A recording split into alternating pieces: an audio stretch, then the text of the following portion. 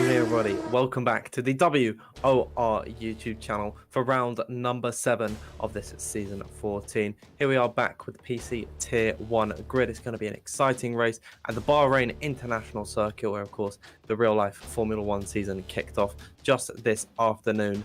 And Luke, of course, I'm being joined with, as always, how are you doing today? I'm not bad, thanks. Good evening to yourself. Good evening to everyone that's watching at home. Hopefully we have I don't think I'm being too rude by saying this, a bit more of an entertaining race than they had in the real Formula 1. Judging by how the season's gone so far, that's probably a pretty safe bet. Yeah, absolutely. These races have been incredible thus far. And of course, going back to last week in France, completely rain-soaked throughout the majority of the Grand Prix. And it ended up being a spectacular finish, of course, on circuit. Otis Lawrence took victory, but after an inquisition to an incident that he had in the race, he unfortunately took a time penalty and was dropped down the order, leaving Istvan Pukki with the win of the French Grand Prix. And Luke, despite us having a different winner than Otis Lawrence, we still keep our streak alive. Yeah, we did. It was a very interesting race all the way along. None of the title protagonists, none of those top drivers, apart from Nicolas Longuet, who you can see there sitting in 4th in the championship, were really in with a shot of winning the race at different points. I mean, obviously Otis got a 3 seconds penalty, Istvan got one removed, hence why he took the victory, and Will Lewis also got a penalty removed. So Otis ended up dropping quite a few places, and yes, still with that caveat, we've had 6 races so far, 6 different winners, and who knows, we might get the 7th one today. Bahrain it's an interesting circuit, plenty of DRS zones. On the PC tier, it has only ever been won by Thomas Ronhaar and Jake Benham, and both of those are racing tonight, so they'll be feeling pretty confident that they could take the victory, and you can see how close it is at the top of the standings. We're almost in a situation, unless Ronhaar finishes second, where whoever wins the race out of those two, assuming it is going to be one of those two, got a great chance of taking the championship, as we're in and around that halfway phase, of course, now. Absolutely, of course. Once we cross about the halfway point of this race, we will be halfway through the season. Of course, round number 7 of 13. It's going to be a cracking one this evening. 6 rounds down, 7 to go. And I hope we're going to have an exciting race. Bit of a different grid that we have lined up for us this evening. However, there are still some big names. Of course, some of the key figures racing this evening would definitely be Jake Benham, Thomas Ronhaar. We saw Joseph Loki. Said he wasn't going to be here this week, but he is actually racing in the Williams, filling in for, I believe, Alvaro Carreton. I think both of the Williams drivers. Just Chinak, I'm not too sure. This grid, it is very mixed up, but still plenty of talent to be had. Yeah, definitely. I mean, we've just got it up on the screen at the moment. Jake Benham, we know how good he is. Will Lewis coming so close to that victory last week. It's going to be Prejnada and Luke Smith in the Alpine, so expect good things from both of these. Obviously, Prejnada wanted to prove himself, having now been dropped from the Alpine Esports squad. We are going to have Nico Longuet. You can never write him out. Had a fantastic start to the race last time. Joseph Loke came so close to the victory. Alvaro Carreton's going to be here. We know how good Thomas Ronhaar is, and there's so many other talented names that we haven't mentioned. So even though there is still quite a few reserves, it's still a completely stacked grid and should still lead to some very close racing. Yeah, I'd say this is probably one of the best grids, or some of the best grids that we are going to be able to conjure up this season. But of course, we're not too far away from getting into the race. We are just waiting, I believe, for it is one of the Alpines who joins. That would be Luke Smith. And we're going to get underway for this race. Bahrain, Luke, is certainly an interesting circuit. I myself don't really enjoy driving it on the game, but in these upper echelons of league racing, they can certainly provide some really entertaining action. Yeah, definitely. I mean, see the track map there, 5.412 kilometers, 15 turns. The 3 DRS zones is what really makes it, such an interesting circuit. Leading out of turn number 1, if you get overtaken there, or if you don't make the move there, you can get a go in towards turn number 4. You don't see too many moves on that 3rd DRS straight on the run out of turn number 10, which is an extremely tricky corner. You don't see many moves coming out of turn number 10. You don't see many moves coming into turn number 11, unless, of course, your name's Fernando Alonso and you're an Aston Martin, in which case 10 and 11 become prime overtaking opportunities. I doubt tonight, unless there's a big tyre difference, you'll see too many moves there. It'll all be about the first corner, or it'll be all about making that move in towards turn 4. Losing the DRS here is so costly. It makes you up about half a second a lap just because of how powerful it is. Here in Austria, where you really feel the difference of having that drag reduction system. Yeah, so we're going to hopefully see plenty of overtakes this evening. You can just see we've got our last driver in the lobby. It was Alessio de Capua that we were waiting on, and then we need Luke Smith to get in his car, but we should be getting ready to go very shortly indeed. Of course, it will be the full qualifying format, 18 minutes of Q1 to decide the top 15 that will advance in towards Q2. The top 10 from that session will be placed into the third part of qualifying, the Q3 session, which will be all the drivers battling out for pole position. And Luke, around a circuit like this where qualifying maybe isn't too important, I think some of these drivers are going to take it a little bit easy in qualifying this evening. Yeah, it's like you said, it's a circuit where you can make overtake. Strategy's always important. It used to be on the older Formula 1 games, it used to be really close between whether you could make the one-stop strategy over two-stop work. On this one, it is unfortunately a bit like every other track on the game where the one-stop, is going to be the way forward. But yeah, we've already spoken about how there's plenty of overtaking opportunities across the entire circuit. So looking forward to seeing if we do get a bit of a mixed-up grid, whether drivers are, not necessarily going to take any risks in qualifying. We're not so sure. There's definitely corners where you can invalidate around here. The final corner being one where you can run out a tiny bit too wide. We see drivers making mistakes through there, and there's corners where it is quite easy to get caught out. We've talked about the tricky braking turns number 9 and 10, but also heading down the S's through 5, 6 and 7. It's very easy to clip the curb on the right hand side heading into the hairpin and just spin the car round. And also that fast left right section of 11 and 12 into 13. That curb on the inside always used to be fatal for spinning the car round. And if your rears are pretty ruined anyway, this circuit can be quite hard on the rear tyres. Even missing the curb, seen many a driver get it wrong around that corner and spin it round either to the outside, in which case you're pretty lucky, or to the inside, and then you're unfortunately hitting the wall and probably ending your race. Yeah, absolutely. With all of these DRS zones, it can be easy for these drivers to underestimate this circuit, and it can be quite a challenge indeed. But Luke, we are finally getting ready for the Q1 session here in Bahrain. All 20 drivers going to be heading out onto circuit very shortly indeed. I'd imagine that it is going to be pretty standard as to what we see, and I can already see all of the drivers in the pit lane. They're beginning to strap on a set of the intermediate tyres. This is what we see more often than not. They're just going to be going out for an installation lap, checking that all of their equipment is working. But I guess, Luke, that gives us a little bit of time to just talk more about these drivers. So yeah, I imagine in about 8 minutes time, so we're going to see all the runners properly do their laps.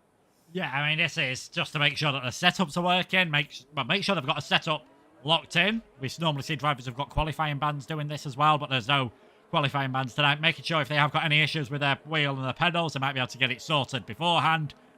And there's just not enough soft tyres for these drivers to go and do the multiple laps that they would like to. So these first laps in Q1, you don't want to be wasting a set of soft tyres. Just go out on a set of the intermediates. It's a lot easier on this game than it used to be on previous games. On previous games, even on a set of intermediates, you'll end up spinning around. So, yeah, on this, it's not too bad. You've not really wasted anything. But Q1 and Q2, pretty much at the 10-minute point, is where it really starts to kick off.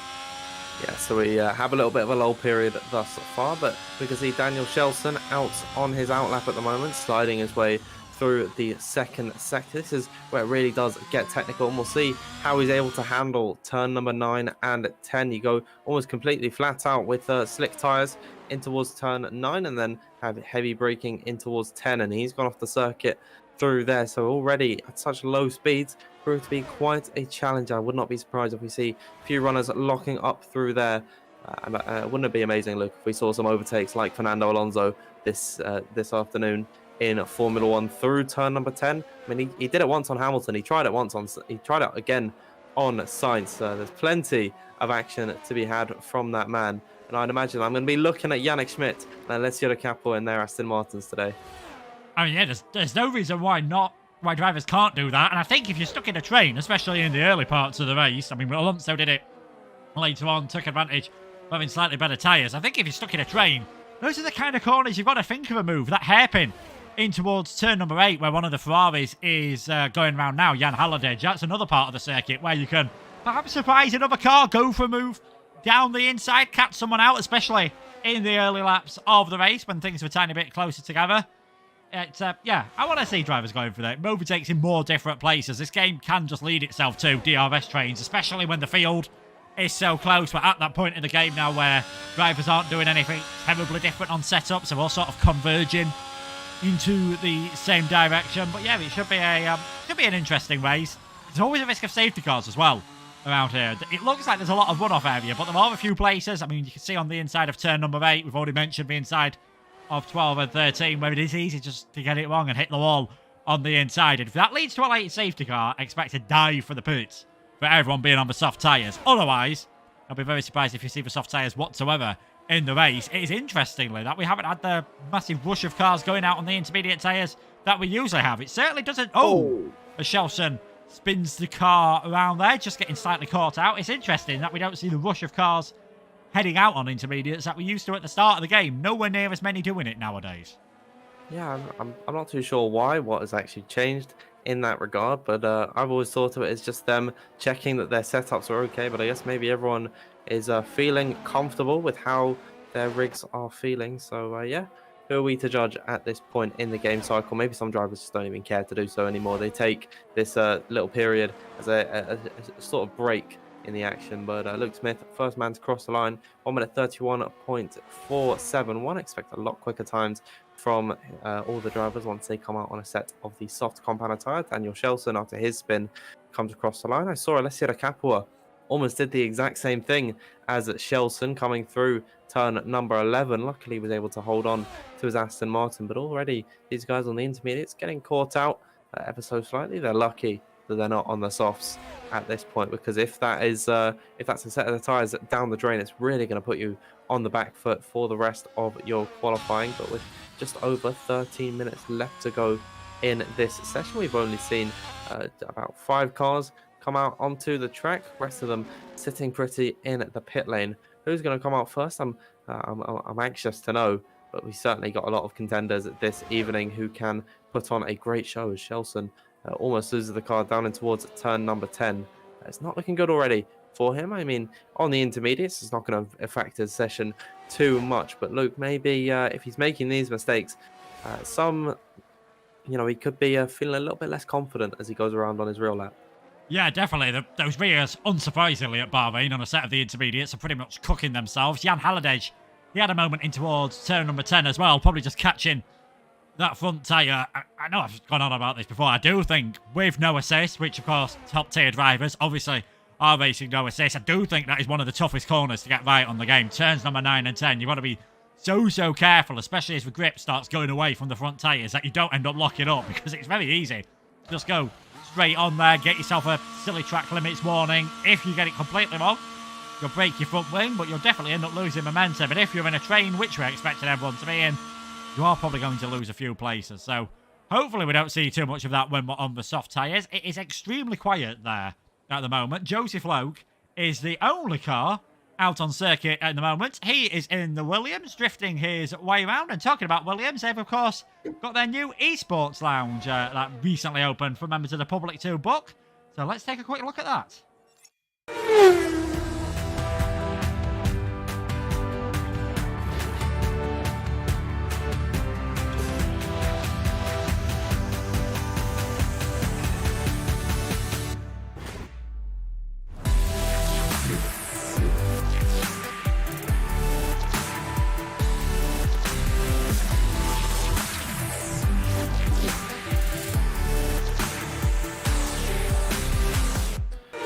Welcome back, everyone. Trackside here, and we've got some runners out on circuit. Philip Presnader has come out on his set of the soft compound tyre. He will be the first man getting us underway in this qualifying session with the slip runs. We'll see how he does on his outlap at the moment. You can already see the difference in grip between these softs and the intermediates. He'll look very planted throughout his lap. Certainly, Luke, this is a very early time to come out. Typically, we see the runners exiting the pit lane at the 10-minute mark. He's come out about a minute and a half early than everyone else. And if he is fortunate, he's going to be able to get out before the flurry of cars exits the pit lane. But I'd imagine he might catch a little bit of traffic through here. Yeah, whether he's not feeling that confident about his chances, maybe deciding that's why he wants to go out a bit earlier, feeling that he is going to need that second run later on, remains to be seen. But yeah, Presnader, former winner, of course, here in the top tier at PSG. Took a victory at a crazy Belgian Grand Prix in season 13, so we know he's got the talent. it's just going to be so close tonight. He's not a driver I'd instantly pick out as being one of those that's probably a certainty for the top 10, or someone you'd expect to be able to get through this stage of qualifying without having to use a second set of tyres. I mean, looking at this grid, I'd say Bronhar and Longay you'd expect to be able to get through on the one set of tyres, possibly. Jake Benham as well, judging by last week. Joseph Loke might be another one who goes out straight away. Well, yeah, we'll wait and see what happens. But here comes Philip Presneder. He's in towards the sector 1-1 now, coming towards the end of that, through turn number 4. And then heading downhill through this S section. Great to see modern Formula 1 car making its way through this part of the track.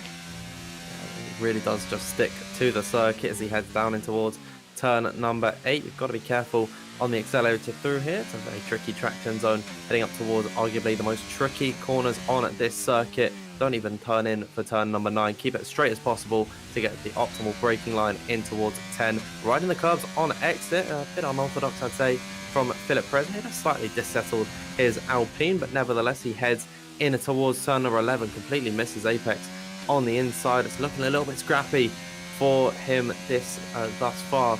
He comes in towards the second sector split, 106.423. He's been able to get by on all the traffic. You can see on the mini-map everyone coming out onto the circuit now, aside from Pookie, Benham and Ronhar. Through now the final corner comes Philip Presneder, and getting on the power as early as possible. He'll be peeling back off into the pit lane, unsatisfied with his lap. He'll have to strap on a fresh set of boots and go once again. Yeah, I mean, turn number 11 was the real biggie. Didn't look great through there. 9 and 10. Probably went a bit too wide coming out of turn number 10. That just ruined his traction. Maybe then got a bit greedy into turn number 11 to try and compensate for that. But you're not the best lap. You'll certainly be hoping that he's got a chance to go again with 8 minutes, 12 seconds remaining here. Tycho Hardy, he's making his way in towards turn number 4. Someone who we've seen on the PlayStation platform here before in WOR, where he had many of a great success. See what he can do in the McLaren tonight alongside Will Lewis, who, if we are going to get a 7th winner in 7 races, Will Lewis would probably be the man I'd bet on doing that. I think Will Lewis is certainly one of the hottest prospects in F1 esports at the moment. Williams have been good to pick him up, and he's certainly gathered some traction as of recent. And he's come a long way from when I saw him on the PlayStation platform. I was commentating AOR F3, I believe it was, back in season 19. And he was able to win that championship. Hopefully he can do something similar in WOR maybe next season. He's not really in the title picture this time by, but I'd certainly put some money on him coming up through the grid come season 15. Potentially be a title contender. As his teammate for this evening, Tycho Hardy, coming now through the final 2 corners. A slight lock up on the outside tyre as he gets on the curb on exit. Once again, dissettling the car. Not the best lap so far from Hardy, but he comes across the line. He is the quickest man thus far, 1 minute 28.212. Yannick Schmidt blows him out the water, 3/10 clear of the McLaren. We've got one of the Haas cars coming up next. That'll be Thomas Ronhard just beginning his lap. Jake Benham just behind him. So seems like, Luke, all of the first laps are coming out from these drivers. We've got one of the Alpines coming up next. That'll be Luke Smith to the line. Yeah, Luke Smith heading towards the finish line again. Someone that we know can put in some fantastic performances. And look at that, 27.5 from Luke Smith. Great lap from him. He'll be feeling pretty good about how things are going at the moment. Next up towards the line, one of the Alfa Romeos just making his way towards the finish line. Nicholas Longay, not too far away from the end of his lap as well. So Di Capua fastest now on the 127.534. Andrei Tavabukin goes in towards 3rd place. Joseph Loke in 4th. Nicholas Longay towards the line. Puts it in 3rd place on a 127.636 from him. Fantastic lap time. Alvaro Caraton, he's now heading towards the finish line. Winner, of course, earlier on in the season. He's had a couple of bad races. 4th place, not a bad lap whatsoever for him. You know, the 27.5, 27.6, looking like pretty good lap times. Wouldn't surprise me. Those are good enough to get you through towards Q2. Yeah, it's very strong from what we've seen so far, especially from Alessio Di Capua. He's a driver typically we see being eliminated quite early on in qualifying, but he's been able to top this session by a good half a tenth. So very well done from him so far. We got Thomas Ronhard now coming up towards the line. Of course, championship leader at the moment. We'll see what he can do as he opens up the DRS and now comes across the line, and he's able to absolutely smash Alessio Di Capua's time out of the blue. 1 minute 1:28.270. Jake Benham only able to muster 1:27.6. That brings us to the end, what looks like, Luke, of the first runs in qualifying. Philip Presnader is out on circuit. Jan Haladej wasn't able to complete his lap. Neither was Daniel Shelson. It seems like all three of those guys haven't been able to put in a representative lap time at the moment. The current bottom five is Hardy, Lavati, Shelson, Haladej, and Presnader. So with the final runs imminent, Luke, as everyone comes back into the pit lane, we've got just under 5 minutes left to go. Those bottom five, they'll be feeling the pressure. Yeah, Presnader will especially. I've had that massive mistake through turn 11 earlier on. He's just had a big moment also. Coming through turn number 12 and 13, way off the circuit. So even if he finishes this lap, it's not going to be good enough to get him out of that bottom five for now. And unsurprisingly, that is a second run for Presnader, where he's had to come into the pits. This is not what he wanted to be doing whatsoever. Haladej, he'll be able to recover. I mean, Shelson didn't look fantastic all the way along. We'll see what Hardy and Lavity can do. I've not seen many grids so far this year where there's been this big of a gap all the way through the field before. We've seen separated by 3-4 tenths of a second. I mean, Ronhar down to Benham in 7th. It's 4 tenths of a second at the moment. It's 1.1 seconds between Ronhar and his teammate Daniel Shelson. So yeah, big gaps in the field at the moment. Obviously, Ronhar will be feeling safe. We'll see about De Capua, Smith, Longay, maybe a few of those others on 27.6. I mean, there's your answer for De Capua. Perhaps not too surprising that he has retired from the session. But yeah, I think last season he put in a fantastic performance in qualifying at a couple of circuits. De Capua just did seem to pick up far too many penalties, which ruined his chances of points.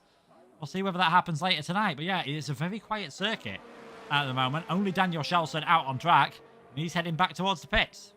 Yeah, he's going to be cutting it fine with his final run in qualifying. He's going very slow in that second sector. It doesn't seem to be in any hurry at the moment. With just 3 minutes left to go, he's going to have to get back into the pits, then go into the garage and come out for an outlap once again. In contrast, Philip Presnader already coming out into the circuit. We saw him exiting the pit lane very early on in this session. However, he's not been able to put in a valid lap time. The pressure really is on. He's got a chip on his shoulder.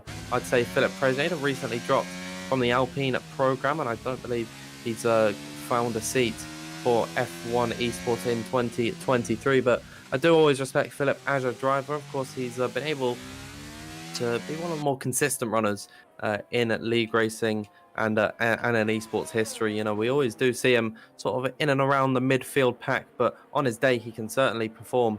And we saw that, of course, last season in Belgium. I believe it was last season where he was able to take victory around there. We'll see what he can do as he heads towards the end of his outlap. Currently, without a lap time on the board, sitting in that drop zone. Yeah, and it's this situation now. Do you drive perhaps slightly within yourself to... Daniel Shelson, he's retired from the session. I think perhaps realising that he might not have enough time to get all the way around. So 28.3 was his fastest lap time. He is done for this session. Top 4 also retiring. Jake Benham as well. Yeah, Presnader, he's a very quick driver. It's just there's so many very quick drivers out there, and there's only 30 seats in esports. Always got a chance, maybe, in the future to come back. You never know what could happen. There has been a lot of changes in the esports grid this year, but let's see what he can do. 1 minute 35 seconds remaining in this session. Makes his way nice and calmly around turn number 1. I think he's going to be the only driver who's going to have a chance for a second run if he makes a mistake on this first one, where he's approaching turn number 4 now. Hug it over to the left-hand side of the track as much as you dare. That's where the Sakir layout, the outer layout, and the endurance layout splits out, but the drivers make their way through 5, 6, and 7 now. Don't take too much curve on the exit. Can easily spin your car around. And the hairpin at turn number 8 does provide a few great overtaking opportunities. Short shifting from 4th to 5th on the way in towards turns number 9 and 10. Try not to put too much steering angle on until right at the last minute, and Philip there, learning from earlier on, staying well away from the curve, making sure that he's not ruining that traction. Now you can drift over towards the right-hand side for turn number 11 and hitting that apex a lot better than he did earlier on. It's looking like a very tidy lap so far from Presnader. We'll wait and see whether it is quick enough. Just through turn number 12, tiny little correction through there as he makes his way in towards turn number 13. Now it's all about just nailing this final corner. One of the most important corners on the circuit, because 14 and 15 lead to that 1 kilometre long main straight. 14's the only one that you really have to worry about. Again, stay on the curve as much as possible. Provides the shortest possible line. Presnader puts himself in 4th. should be comfortably safe with that one. Yeah, and I think Progenitor will live to fight another day in this session, but it just comes to show how much these guys can improve. 5 seconds on the clock.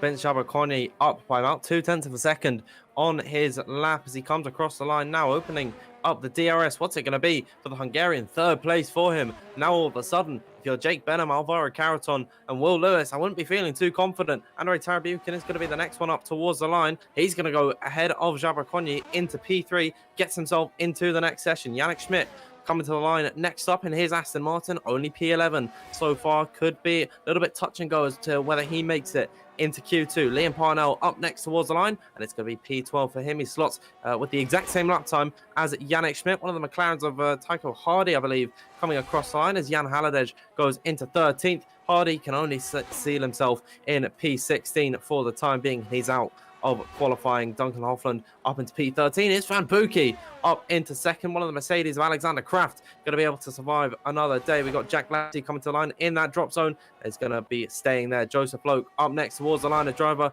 Be very shocked to see eliminated in Q1. There he goes. He gets himself out of that bottom 5 and into P8. He will be advancing into Q2. But just like that, Luke, this session comes to a close. Your eliminated drivers from this session: Duncan Hoffland, Jan Halliday, Jack Laverty, Tycho Hardy, and Daniel Shelson. Yeah, and we saw there how nerve-wracking it could have been for Jake Benham. At one bit, all the drivers were getting faster and faster than him, and he might have been getting a tiny bit worried, but in the end, able to make it through. 27.6 was good enough, as you can see, with Schmidt and Parnell setting identical times, 27.7 and slower.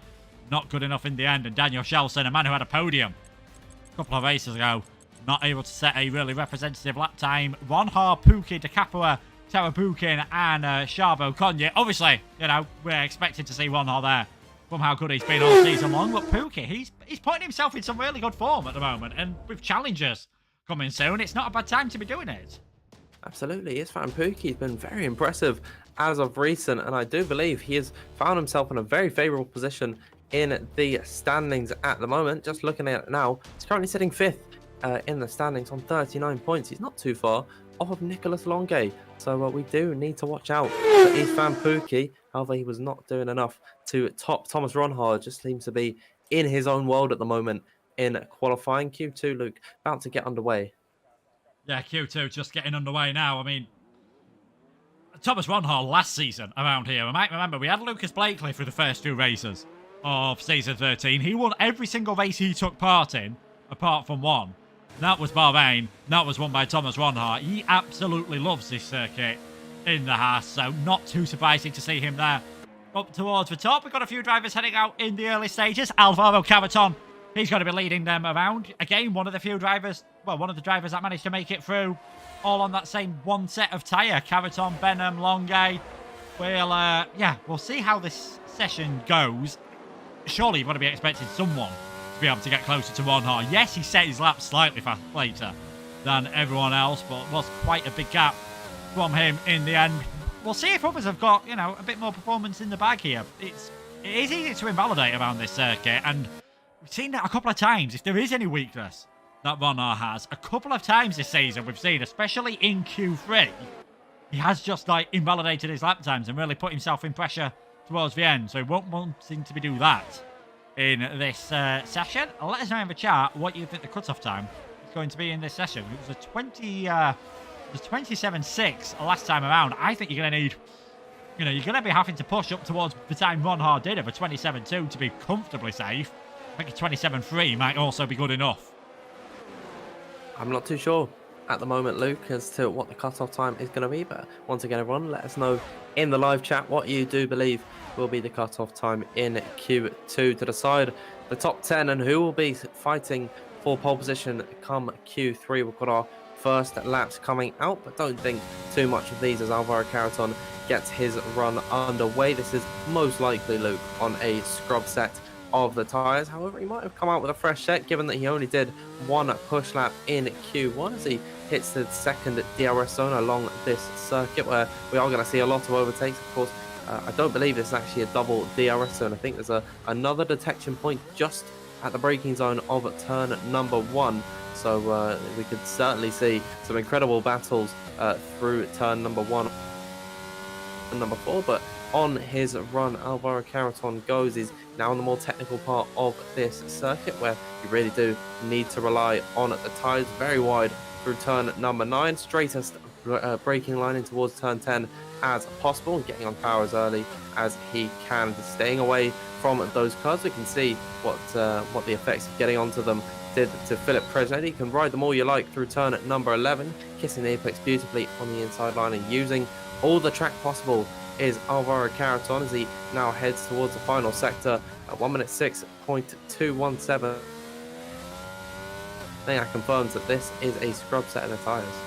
Yeah, slightly slower than what we've seen from some of those towards the tail end, really, of the top 15 in the last session. So on the older set of tyres, Alvaro Carreton just getting that banker lap in. That's what you're doing this ball. It sets that delta time, which then when you're on your next lap, 27.9 there for Carreton, wouldn't have been good enough to get you through to Q2, as Thomas Ronhard does a 27.6. Getting that banker time in, getting that delta, means on your next run, you're feeling pretty good. You're just gaining time without having to push yourself too much. It's all psychological at the moment, sending the drivers out there, heading out on that older set of tyres. This is what it's all about. And even then, we're seeing how close things can be. Spiff and Benham setting absolutely identical lap times. Only drivers that have stayed in the pits are Pookie and Chavo Cognier. Alexander Kraft towards the line, making his debut this season. The VSR driver puts it in towards 10th place. Joseph Loke shoots it up towards 8th. He was the last driver to head out there and the last driver to finish a lap in Q1. So Ron Har fastest again. And I said I'd expect things to be a bit closer. Might be on an old set of tyres. But Longue there not too far off what he did in Q1, of course, on what was a fresh set of tyres. Yes, there's been a bit of track evolution, and I think Longue is probably a bit annoyed with how things went last week. Him and Donoso had fantastic qualifying sessions in the dry at France, but just went a bit the wrong way on setup, cost them in the early stages. Longue couldn't really make things up again. We know how quick he is. He won the first race of the season. I think he'll be wanting to set a bit of a marker down, perhaps, in the Ferrari tonight and claim another victory. Yeah, and I don't think Nicholas Longue will be worrying too much about the weather around Bahrain. It will be very rare to see any sort of rain along this circuit. However, I'm going to recall back to an earlier season of PSGL, myself and Ginger Andy commentating on that one. That was a wet, rain-soaked Jeddah race, I believe. It was throughout the entirety of it, so it's certainly not impossible along these Middle Eastern circuits, but it is very unlikely. So I'd imagine, Luke, we're going to see dry running throughout the entirety of this qualifying session, although it does look a little bit hazy in the sky above, not too many stars in the sky. And then come race time, is going to be once again completely dry, as all the drivers now heading back into the pit lane. And just like that, in the span of about 6 minutes, all the drivers have come out onto the circuit, done their banker times, and then have all piled back into the pit lane. Who will be the first ones come out on a fresh set of the tyres? We'll have to wait and see. But I'd imagine, Luke, it's going to be Isfan Pookie or Ben Chavaconyi to be the first ones to get us out on track again. Yeah, they're the only drivers that didn't head out there on a scrubbed set of tyres, so you'd expect pretty soon, as the track is definitely quiet out there with 9 minutes to go, you'd expect one of those two to be the first driver out. And yeah, I remember that race that you were talking about, Dan, where you saw the rain in another league. I think Abu Dhabi as well in real life, and on the game, I've seen the odd bit of wet weather around there. Bahrain, it can happen. I think there's been the odd practice session in F1 where there's been a tiny bit of rain, but generally, this is one of the reasons why they use Bahrain now for Formula 1 testing, because you don't get that rain. However, a few teams have been caught out before, which we've got a bit of on-track action there between De Capua and Phuket on the way out the pit lane. In real life, a few teams have been caught out by sandstorms, sort of curtailing the testing. Thankfully, I mean, it'd be incredibly realistic, but I think Codemasters have got other things to worry about than adding sandstorms into the game. Thankfully, that's not something the drivers have got to worry about tonight. And you were right, it was Ben Chavaconyi and Isfan Pookie that were the first drivers out on the circuit, and they seem to be followed by every other car. No one wanting to hang around in this session. Yeah, absolutely. So we are going to see, for most drivers, their second runs on the finally now a fresh set of the tyre. All lucky to be watching this evening. If you are enjoying thus far, make sure you leave a like and subscribe to the WOR YouTube channel. But indeed, Vince Zabokonni will be the first one on his lap as he now heads through the final sector, was able to find himself in and around the top 10 throughout the entirety of Q1, then was able to jump up to what I believe was 4th position on his second lap. So it seems like it could be a bit of an underdog story in this one. We don't typically see Sabo Konyi at the very top of the order in league racing nowadays. I know he's a long-time PC platform enjoyer, but opening up the DRS and now getting his way down in towards turn number 1 through this kilometer-long straight, reaching speeds of excess over 202 miles per hour at the heavy braking zone, keeping it in 4th gear through here. Be careful on the power, very easy to spin through turn number 2, getting on the curb through the 3rd part of this lap, and then opening up the DRS once again, headed in towards turn number 4. Pretty straightforward right-hander through here. Kiss the apex on the inside, then run it out wide in towards turn number 5, utilizing the curbs both through turn number 5, 6, and 7. Be careful on exit through here. We definitely have seen some spins in the past through that part of the circuit, but now in towards turn number 9 and 10. Very technical part of this circuit. Careful not to use too much curb on entry and exit. Sabo Konyi looked very tidy on this lap. Missed his apex ever so slightly on the inside of turn number 10. But so far, Lucas looking decent for him. He's not looking the quickest in the world, but it does look clean. Yeah, I mean, it missed the apex, but got some fantastic rotation on the rear end of that Alfa Romeo coming through turn number 10. Brilliantly done. 105.8 coming through the second sector split. So this is a pretty good time from Benji Sabo Konyi at the moment. We'll see what is going to happen at the moment, whether he's making his way around the final corner, whether it's going to be good enough to get him in towards Q3 straight away. I'm not quite so sure, but Benji Sabo Konyi towards the line. 27.432. Don't think he's going to be too far off with that lap time, to be perfectly honest. Alessio De Capra, this is a very good lap from him. 27.267, matching what we saw earlier on, of course, from this man, Thomas Ronhaar, who has invalidated on this lap. So Ronhaar has invalidated. Nicholas Longe gets himself up towards 2nd position from him. Yannick Schmidt heading around the final corner now in the Aston Martin, nearly completely out of his ERS as he heads towards the finish line, but that shouldn't cost him too much. Slots it into 6th. Slowest time we've seen so far, though, on that fresh set of tyres. Alexander Kraft goes into 6th, instantly knocked down by his teammate Jake Benham. Joseph Loke slots himself between the two Mercedes. The final car towards the line there, I believe, was Philip Presnader, but he had invalidated on that lap time. So, again, Capua proving himself up towards the top. Carrington and Longe in 2nd and 3rd. Thomas Ronhaar's going to have it all to do on his final run. Thomas Ronhaar, you did note on this earlier that he has been known to invalidate a few times on his laps. Just shows that he can make a mistake and is indeed human. He'll have plenty of time, given the fact that he decided to come into the pits rather than completing his lap. The same goes for Andre Tarabukin. Both of those guys in the drop zone at the moment, alongside Presnader, Parnell, and Lewis. But yeah, as you mentioned, Alessio De Capra has been very impressive in this Q1 and now Q2 session. Alvaro Carreton, though, only a few hundredths off of the back, and Nicholas Longe further few hundredths once again. So this is a very close, tightly knit qualifying session as we speak. They're all coming back into the pit lane, going to be strapping on fresh set of the tyres and then coming out once again. I'm trying to think who is going to believe that they are safe. I'd imagine the top 4, Luke, are going to be feeling pretty confident on their runs. Maybe Sabo Konyi as well. I think to be safe, Bench will come out once again, but I'd say from Jake Benham downwards, all of those guys, they have to come out onto the circuit once again, set their final runs, try and secure their spot in Q3. Yeah, Benham, he was pretty close in Q1 to getting knocked out. I think he ended up in 14th place at the end of that one. Whether he's feeling safe on a 27.466, I wouldn't if I was him. I'd be very tempted just to make sure that I'm out on track. I mean, if your lap time's going fantastically well, you might be able to bail things, depending on what others have done. You don't have to, obviously, finish your lap time, but you're not going to be using those tyres anyway, and managed to get through with a fresh set of tyres in Q1. So, for Benham, I'd say it's definitely not worth the risk. Might as well head out there once more on another set of tyres. Same for Joseph Lowe. Benji Sabo Konyi, I agree with you, it's 50-50. I think anyone on a 27.3 is going to be safe, and obviously the one man on a 27.2 at the moment, Alessio De Capra, he pretty much knows that he's nice and safe, so he has headed out there.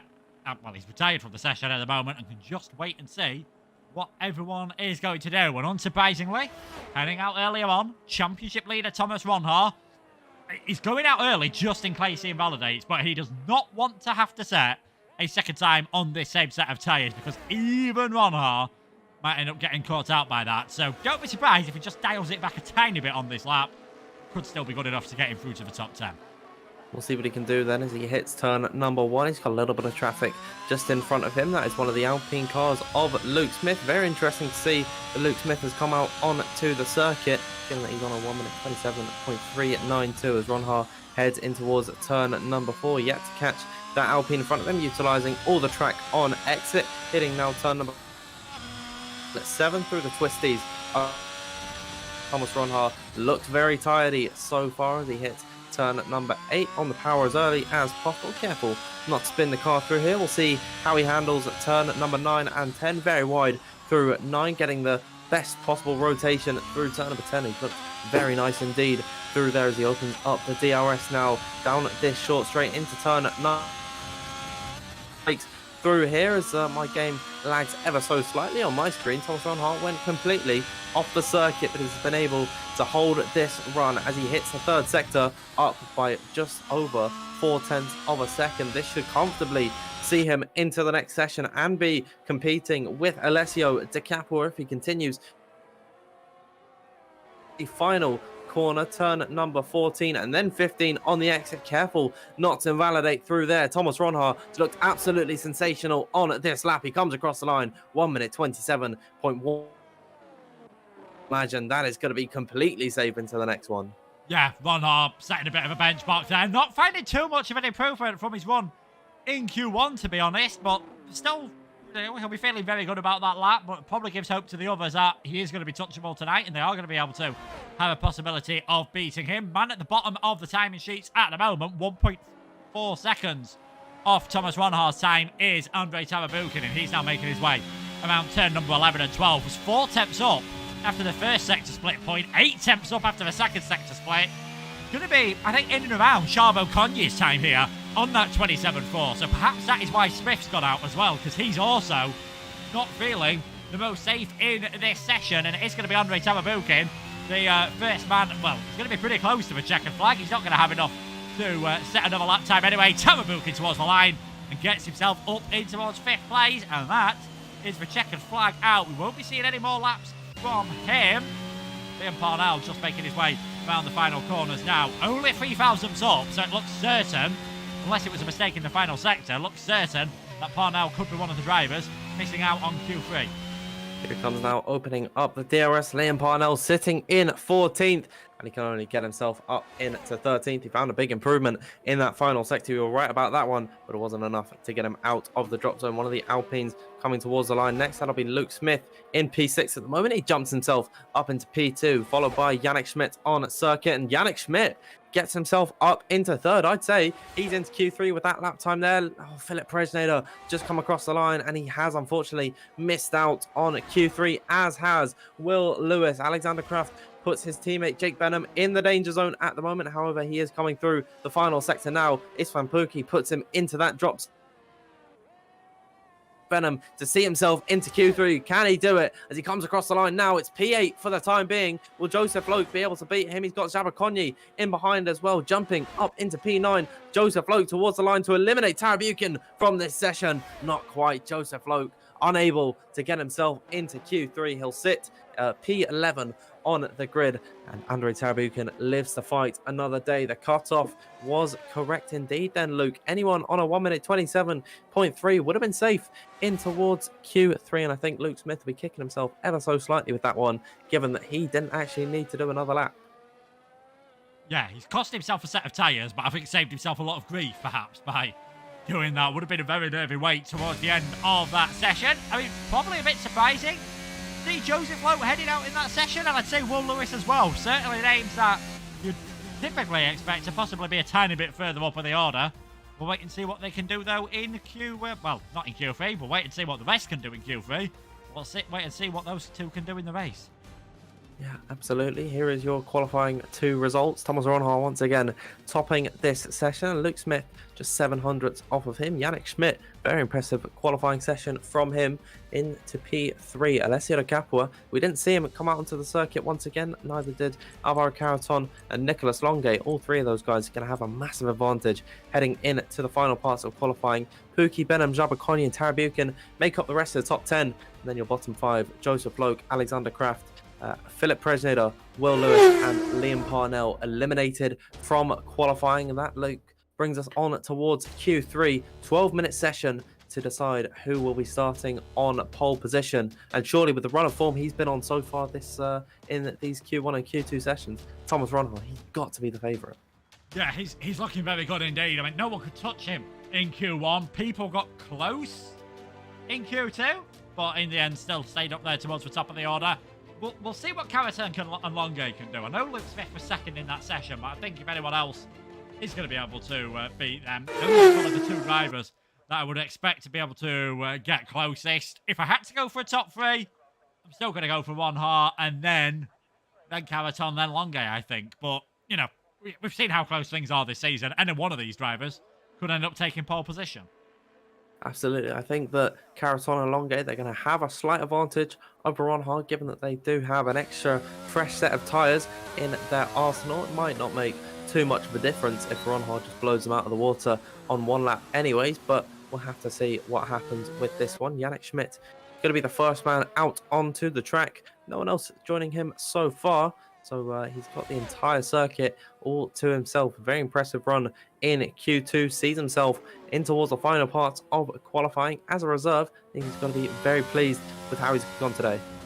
Yeah, I mean, just with the way things are working out at the moment, if you're a reserve, you have got a decent chance of getting yourself onto the grid. And again, challenges is coming up. It gives you confidence and it puts yourself sort of in the shop window for these top community esports teams. I know there's not as many of them around now, and obviously, of course, the various development teams that we're seeing being formed now in the F1 esports scene, which is great to see. It just ups that level of professionalism, you know, sort of in the esports community. It gives your drivers a bit of a chance to learn from the best, and we're seeing now, obviously, these esports drivers are going through fitness regimes as if they're a real Formula 1 driver. If the body is performing better, you know, your resting heart rate drops. When it gets to the more stressful situations, your heart rate is lower anyway, and you are able to handle things better. So we are now seeing, obviously, not perhaps so much in league racing, but a lot of these league races are in development teams or in esports anyway. We are now starting to see that level of fitness just being upped ever so slightly from these drivers. Only one out on track at the moment, though, is Yannick Schmidt, as he starts his first flying lap on a used set of tyres. Yeah, no one's even come out onto the circuit for an outlap at this point, so he's got the entire track to himself. Yannick Schmidt headed through the first couple of corners, and you're absolutely right about the fitness regime being a lot more important in F1 esports. I remember watching back in 2017, 2018, the drivers, with all due respect, not nearly as fit as we are seeing them nowadays. And if you see sort of Jana Ottme and Simon Weigand's posts on Twitter and Instagram, I mean, those guys, they go crazy at the gym as Yannick Schmidt locking up through turn number 8 at the rear. He slid out there, so it's not looking good so far, given, however, he is on a used set of the tyres. We would assume it's not going to be the end of the world for him, but this lap completely in the bin. Finally now, Luke, we are beginning to see some drivers coming out onto the circuit, one of them being Alessio De Capua, driver that typically, Luke, we see out in Q1. He's found his way into Q3 with only 1 run in Q2. You've got to put his name in the hat for taking pole position here. I mean, yeah, I don't see why not, because he's been fantastic in Q1, fantastic in Q2. Doing those times earlier on sort of hides the true pace. I mean, Ronhar last session, you know, was one of the set his time a bit earlier than a lot of the others, but we didn't see what Caraton and Longue and De Capua could have done on their times. Luke Smith, you know, he looked pretty close in the session as well. Yannick Schmidt comes across the line on a 1:28.091, nowhere near good enough. He'll be coming out again on a fresh set of tyres. But yeah, De Capua, I'd say Caraton, Longue, probably Ronhar as well, are all going to be able to have 2 runs in this session. And boy, do I think this is going to be a fascinating end to qualifying. Yeah, absolutely. As Yannick Schmidt, he comes across the line, 28.0 from him there. We'll see what everyone else can do as now they're headed through the towards the end of their outlaps. Andrei Tarabukin will be the first one to get us underway. Then it'll be a whole flurry of cars. The last one on their outlap is Thomas Ronhard, so arguably Luke saving the biggest for last. But here comes Andrei Tarabukin down this kilometre-long straight, headed in towards the first corner, reaching speeds per hour at the braking zone now, and he's going to stay in fourth gear but lift off ever so slightly through the second part of that corner so as to not spin the car around. That is not ideal when you're trying to set a qualifying lap, as now he heads in towards turn number 4. Very straightforward through here, using all the curve that he can on exit, and then keeping it tight to the left hand side, flicking it over to the right through the twisty part of this circuit in the second sector, getting on the curb on exit of turn number 7, though, completely putting his lap in the bin, almost spinning his car. He did well to save it there, but Andrei Tarabukin is going to have to come back into the pit lane to fit on a fresh set of the tyres. Go once again. Not a good start to his session. Lightning fast reactions needed there.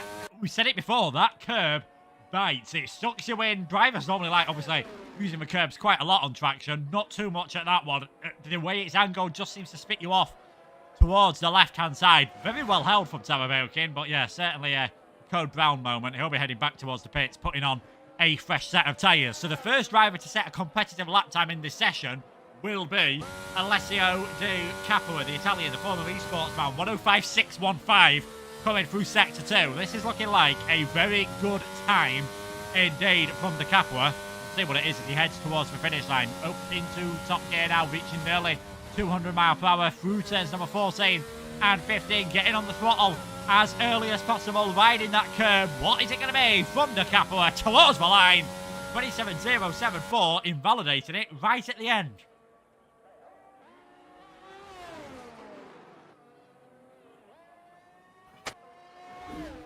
Alvaro Cavaton there goes fastest of everyone. 127.195 for him. Bench Sabo Conye. He's also made a mistake on his lap time. 128.096. Not going to be good enough for him. Here is the man fastest in Q1 though, and fastest in Q2 as Longe becomes the first man to get it in towards the 26ers. It's a 105.4 from Ronhar coming through sector 2 at the moment. So this time certainly looking like it is going to challenge Longe's at the moment, and more than likely beat it is the young Dutch driver Di Capua. He invalidated his lap, so did Luke Smith. Jake Benham towards the finish line, puts it into third place. Here comes Thomas Ronhar, 26.928 from the Dutchman in the top by 600ths of the second, going faster than everyone else. But Nico Longe certainly has proved that he's in the fight for this pole position. Yeah, just 600ths off the back of Thomas Ronhard, 2 of them on a very competitive level at the moment. Alvaro Caraton not too far behind at this moment in time, but it seems like a 2-horse race for pole position as we speak. Luke Smith and Di Capua unfortunately invalid on their laps. They'll have to go once again, but we'll see how these guys do as now they're all pulling back into the pit lane. Let us know, everyone, in the live chat who you are predicting to take pole position this evening. And surely, Luke, it's got to be Thomas Ronhar. But Nicholas Longe, I wouldn't put it past him to be competing with the Dutchman. We'll just have to wait and see. And the question will be answered to us in just about 4 minutes' time.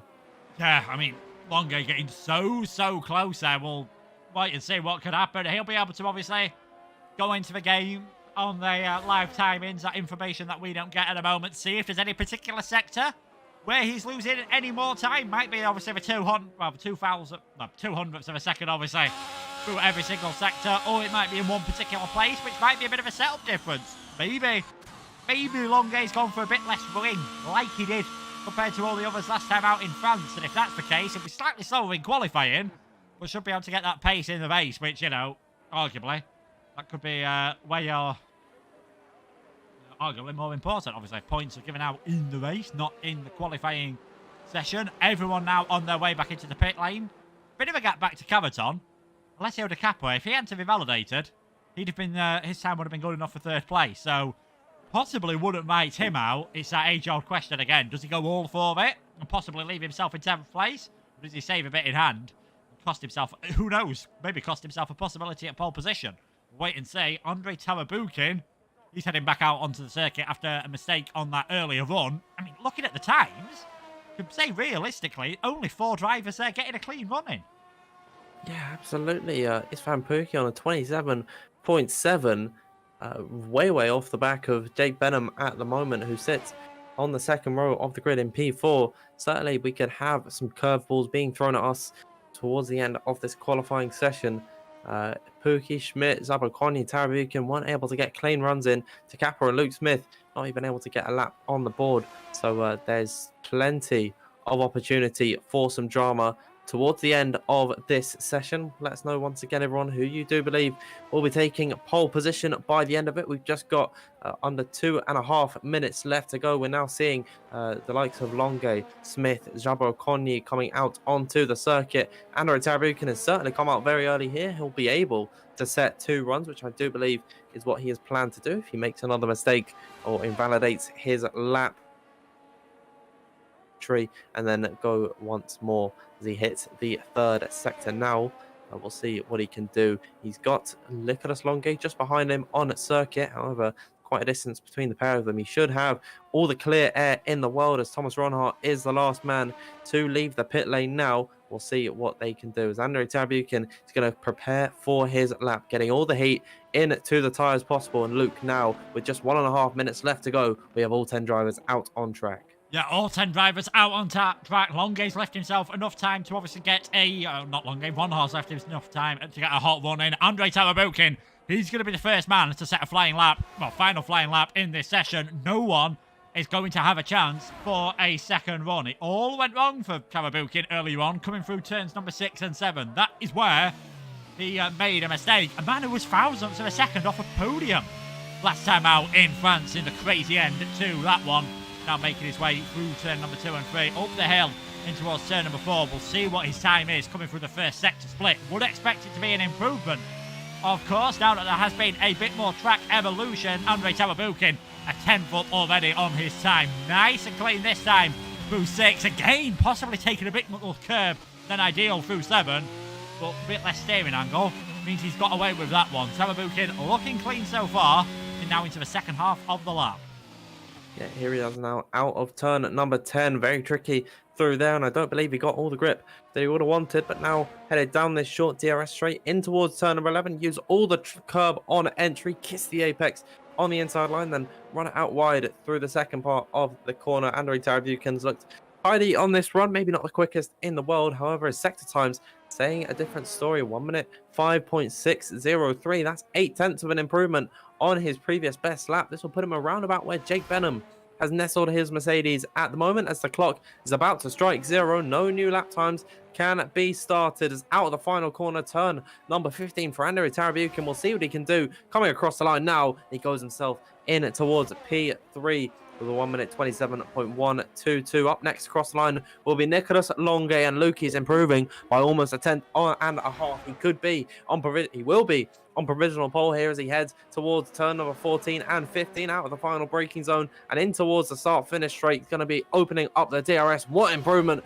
will we see from the Frenchman to come across the line? 1 minute 26.834. Very impressive indeed from him. Zabakonyi able to put himself on the second row of the grid. Luke Smith up next to come across the line. We'll see what he can do as the Capua out of this session. He retires down at turn number 11. Luke Smith finds himself on the second row of the grid in P3 for the time being. Istvan Pookie, last week's race winner in France. We'll see what he can do as he comes across the line now. Only P7 for him. And up next, some of the biggest 3 names, the 3 championship leaders to come across the line next. Alvaro Caraton will be the first, currently sitting in P6, finds himself in to P4. Jake Benham now in 9th at the moment. He hasn't set a really competitive lap time in this session. Only goes into P3. Ronhar up next to come across the line. Will he be on pole position? You bet he will. Thomas Ronhar, the Dutchman, comes across the line. Incredible time from him. 1 minute 26.716. Blows Nicholas Longe out of the water. He'll be starting on pole position and is over a 10th clear of his nearest rival. Yeah, I mean, himself, Longe, 2 tenths clear of Luke Smith. You don't really see gaps this big in the top level here at WOR. Fantastically close between the rest of the field. But yeah, Thomas Ronhar and Nicholas Longe pretty much in a race on their own at the moment. Smith Caraton, second row of the grid. Benham, slightly disappointed, I think he might be, with that 5th place. Tarabukin, Charbel, Konye, Pookie, Schmidt and De Capua. Now I saw De Capua, it looked like he went straight on at turn number 11. Whether that was an issue with his wheel or not, I'm not so sure, or whether he'd invalidated his lap time. Just thought, you know what, enough is enough. Can't be doing with this. Finishing down in that 10th place. But yeah, I think he'll be disappointed with that one, and probably can add him to the list alongside Will Lewis as one to watch in the 29 lap race, which will be coming up shortly. Absolutely, of course, this track can provide some excellent battling, and it's certainly going to be an exciting race. Can't wait for it to get underway. As you mentioned, 29 laps. We've just loaded into the grid, and it looks like there's clear skies for once. We're finally not going to have a wet affected race here in WOR, and it was pretty clear cut from us coming into the Middle East and into Bahrain. Before we get underway, Luke, going to have to ask you once again, what's your top three going to be? I am going to go for, I think after that qualified session, Von Harv and Longe, I think I've got to go as the top two. And even though, it didn't go ideal for him, I am going to go Alessio Di Capua to finish in that 3rd place. Okay, so we'll have to wait and see how we get on. Let us know, everyone, in the live chat who you are rooting for and who you think is going to come out with the victory in this race. But here we are now, getting ready to begin the Bahrain Grand Prix, round number 7 of this PC Tier 1 season. We are underway here in Bahrain. Good start from Thomas Ronhart. Luke Smith looks good off the line, but Alvaro Caraton going to be challenging it in towards turn number 1. Thomas Ronhart giving the squeeze to Longe as they hit the first braking zone. Longe on the inside, Ronhart on the outside. They're wheel to wheel off the exit through here, but side by side in towards turn number 3. That won't go as Ronhart is able to clear Longe, headed in towards turn number 4. Going to cover off the inside line immediately in towards that right hand side, but Longe, he's not able to get the run in towards the braking zone. Ronhart coming out on top at the end of the 1st sector. Longe has other plans as they hit the 2nd sector. Now, through the twisty part of this circuit, it would be very unwise to go side by side through there, but at the end of the 1st sector into sector 2, Luke, they've been all very clean through here.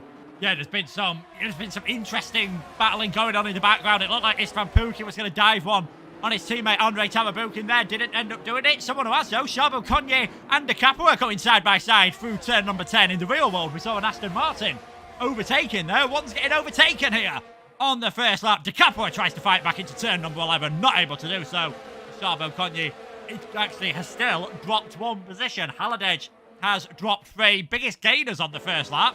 Not really too many. Caraton, Pukki, Di Capua, Loke, Levity, Hart. Well, Levity's actually, I think he's made a slight mistake because he's dropped down, and Loke, Hardy and Jelson have now managed to make a few more positions up. But all seem fairly clean on that 1st lap, and Ronhart just about hanging on from Nico Longe. We'll see what he can do.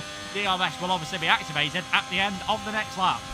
Well, Joseph Loke really applying the squeeze to Alessio Di Capua down the main up for Yannick Schmidt, and they come close to contact between the pair of them, but at the braking zone, it's Di Capua on the inside, Loke on the outside. They were side by side throughout the entirety of the 3rd sector. Now they're 3 wide in towards turn number 3. How have they all not come out with a crash? And I've jinxed it there for Joseph Loke, sent into a spin. The Williams going around. He might have been tagged by the Mercedes of Alexander Kraft. He's been able to keep the car going, and he's not lost too much time. But Joseph Loke, that's really going to apply a dampener on his race. And 3 into 1 just does not go. Really unfortunate for Joseph Loke that he got the short end of the stick there. Yeah, and, everyone's on the same set of tyres as well, so kind of had to make those moves in the early stages before the DRS just came out unlucky for Loke. If he can get onto the back of Levity, things might not all be lost. If he doesn't, it is going to be a long, long evening for the man who got the podium last time around. Everyone, well, there we go. He has managed to get back into the DRS range, so no real harm done from that one. Doesn't look like he's got any major damage. Certainly not driving like the car has got any damage, so good news for him. And good news for us who were wanting perhaps a race at the front of the field. Longe is managing to stay in contact with Ronhart at the moment. Caraton also staying in contact with him. Ronhart's burned a tiny bit more of his ERS, that hybrid energy that you pick up when you're lifting off and braking, and that you use primarily on the traction initially out of the corner. He's setting the fastest laps of the race at the moment, but he's still not able to drop the Frenchman in the Ferrari, who down the next straight will be able to use the DRS for the 1st time. Further back, Tycho Hardy getting close to Alexander Kraft alongside the Mercedes. Can he send a move down the inside into turn number 1? He can indeed. Kraft sees him coming, tries to hold on to this one, not battling for any points at the moment, but you never know how important it is going to be. And there we go, Hardy gets the move done into 15th. Yep, now DRS has been enabled really everyone not really going to be feeling the benefit of the DRS aside from Nicholas Longe, given that they're in one big DRS train for the time being. That will change throughout the race as drivers make mistakes and start to battle. The grid will naturally just begin to spread out. However, all of these drivers are going to be having the luxury of opening up the flap at the rear wing, getting that drag reduction down the 3 straights along this circuit. It's going to be Nicholas Longe trying to get close towards Thomas Ronha. He's got a slight ERS advantage in the Ferrari, but he's to close that gap at the moment. Slight snap of the steering in towards turn number 12. He's been able to hold onto his Ferrari, but Thomas Ronha just a little bit, Luke, seemingly to be stretching that advantage. He's gained about a 1/10 of a second on this lap, and now Nicholas Longe almost being completely dropped from the DRS zone. He's just about 9/10 off the back of the Dutchman, and there it is. He's just about got away from his DRS. Thomas Ronhan now a second clear of Nicholas Longe. Istvan Pukki trying to make a move on Andrei Tarabukin, headed down in towards turn number 1. We don't see too many DRS overtakes when they're in the DRS train, but the two AlphaTauris going to be locking horns through turn number 1, 2, and 3. Istvan Pukki, the better run on exit there, gets the DRS as well, and he's up into P6. Yeah, and Ronha held on by his fingertips to that DRS range. Once you're at about 9/10 of a second, yes, you're still in the drag reduction system, but the tow that you're getting, the slipstream, nowhere near as powerful. And if you were a bit closer forward, and what it was is Ronha went for it on that lap on the ERS, that caused Longe to go for it, which caused Cavaton to go for it, which caused Luke Smith to go for it, and that is why we're seeing these gaps building at the front of the field, and this could be crucial for the race. It could put a permanent split in the field, but I've seen a few times this season, in this and in other leagues, where we've seen this happen in the first few laps, then they've had to save the ERS, and everything has closed up together. So if I was Luke Smith, 1.1 seconds off third place at the moment, I wouldn't be worrying too much. He's a very experienced driver. Don't think I'll be panicking too much about how this race is going. Other close battles that are happening in the field. We've seen Tarabukin get overtaken by Istvan Pukki. Benjamin Konyi briefly within 2/10 of a second there, so we'll see whether he can follow his countryman Istvan Pukki, make a move on the AlphaTauri. Yeah, here he comes out the exit of turn number 15. Andrei Tarabukin needs a little bit more curb on exit, but Jabakoni, he's on the battery, he's got the DRS down the main straight. Can he close up to the rear of Andrei Tarabukin, headed in towards turn number 1? He's within 2/10 of the back of the AlphaTauri. Gonna send a late lunge in towards the first braking zone. Oh, Andrei Tarabukin just about leaving enough room, but through turn number 2 and 3, it's a slightly wider run through there for Tarabukin. Could allow for Jabakoni passage on the outside. They're banging wheels coming down this straight in towards turn number 4. Jabakoni on the outside, Tarabukin on the inside. Can we see a switchback from the Alfa Romeo? Not quite this time by Andrei Tarabukin. Say that's very respectable defense from him there. However, they have sacrificed a bit of time to Istvan Pukki up ahead, almost out of the DRS range. Could open the door for Jabakoni once again. Is he going to see and do what Alonso did in this race today? Go for the move into turn number 10? Would have been very ambitious to do it from that far back. I hope someone does try to channel their inner Alonso this evening, as Tarabukin, without DRS down this short straight, he's not been able to be feeling any pressure from Jabakoni. He used that all up in towards turn number 1. Andrei Tarabukin lives to fight another day in P7.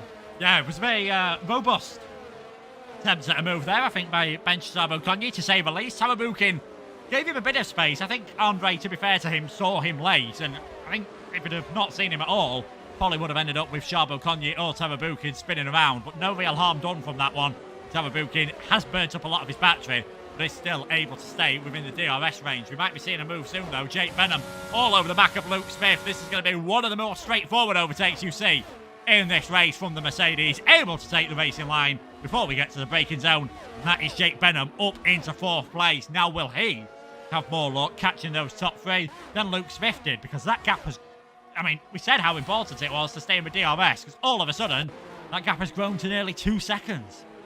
Yeah, absolutely. Luke Smith been completely dropped by the pack. Jake Benham had to go for the move, and Luke Smith, he knows that he is slower at this point in time than the Mercedes, so he's just staying in his DRS, going to possibly try and work together to get closer to that top 3. Otherwise, if they don't, it's going to be near impossible towards the end of the race to take the win in this one. So on lap number 6, Thomas Ronald keeping a healthy gap to Nicholas Longe in P2. Alvaro Caraton sitting pretty in P3. Then a big gap to the rest of the grid. Jake Benham, Luke Smith and Isfan Pookie following in one train. Andre Tarabuka and Luke still feeling the pressure from Jabo Konyi, and now Tarabuka is out of that DRS zone from his teammate this evening. Jabo Konyi, he could have another crack at the whip, headed down in towards turn number 1. Next time by, we'll have to wait and see. But Jabo Konyi, he's really got to get a move on, because Isfan Pookie, if Andre Tarabukin can't catch him and he sits in behind for the majority of this race, it's going to be very difficult for him to catch up later on. Yeah, it's going to be a long evening for these guys if they don't, start catching up to the cars in front. Obviously, they might be able to make an undercut work. Very powerful around here, given the tyre degradation and given the fact that we're going to see everyone moving from the hard to the medium tyres. But with no ERS, Jabo Konyi just can't get close enough. I mean, Tarabukin, he's also extremely low on his electrical energy. In fact, he's about 5% lower than the Alfa Romeo behind him. But he's still got the DRS. He's still really not got too much to worry about in this situation, has Tarabukin. Jabo Konyi finding it hard, and that means DeCapua, Schmidt, Prestada, Lewis, etc., etc. You get the idea. Are going to find it tough to make any overtakes as well. Interestingly, further up the field, Jake Benham almost back within DRS range on Alvaro Carreton, and Luke Smith almost dropping out of that DRS range, as is Isfan Pookie. So there's big usage of ERS in the first couple of laps by Ron Harm, and the reaction by the rest is putting a split between the top few drivers. Whether that will close up once we've had the pit stop period, it remains to be seen. But yeah, gaps at, 4th, 5th, 6th and 7th now. You can see the gaps between them. Every single one either just under or just over that all-important 1 second.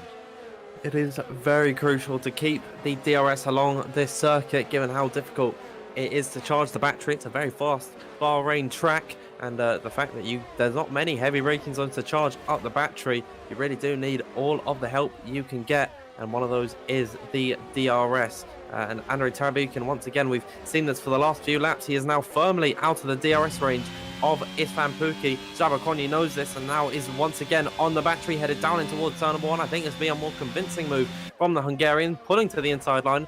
Andre Tarabukin not putting up much of a defense. There it is, Jabo Konyi finally up in towards P7, maybe a few laps later than he would have wanted to, but now the chase of Isfan Pookie can get underway. However, 1.5 seconds when you only have 3% ERS, it's going to be very tricky for him to get in towards that DRS range and catch up to that top 6.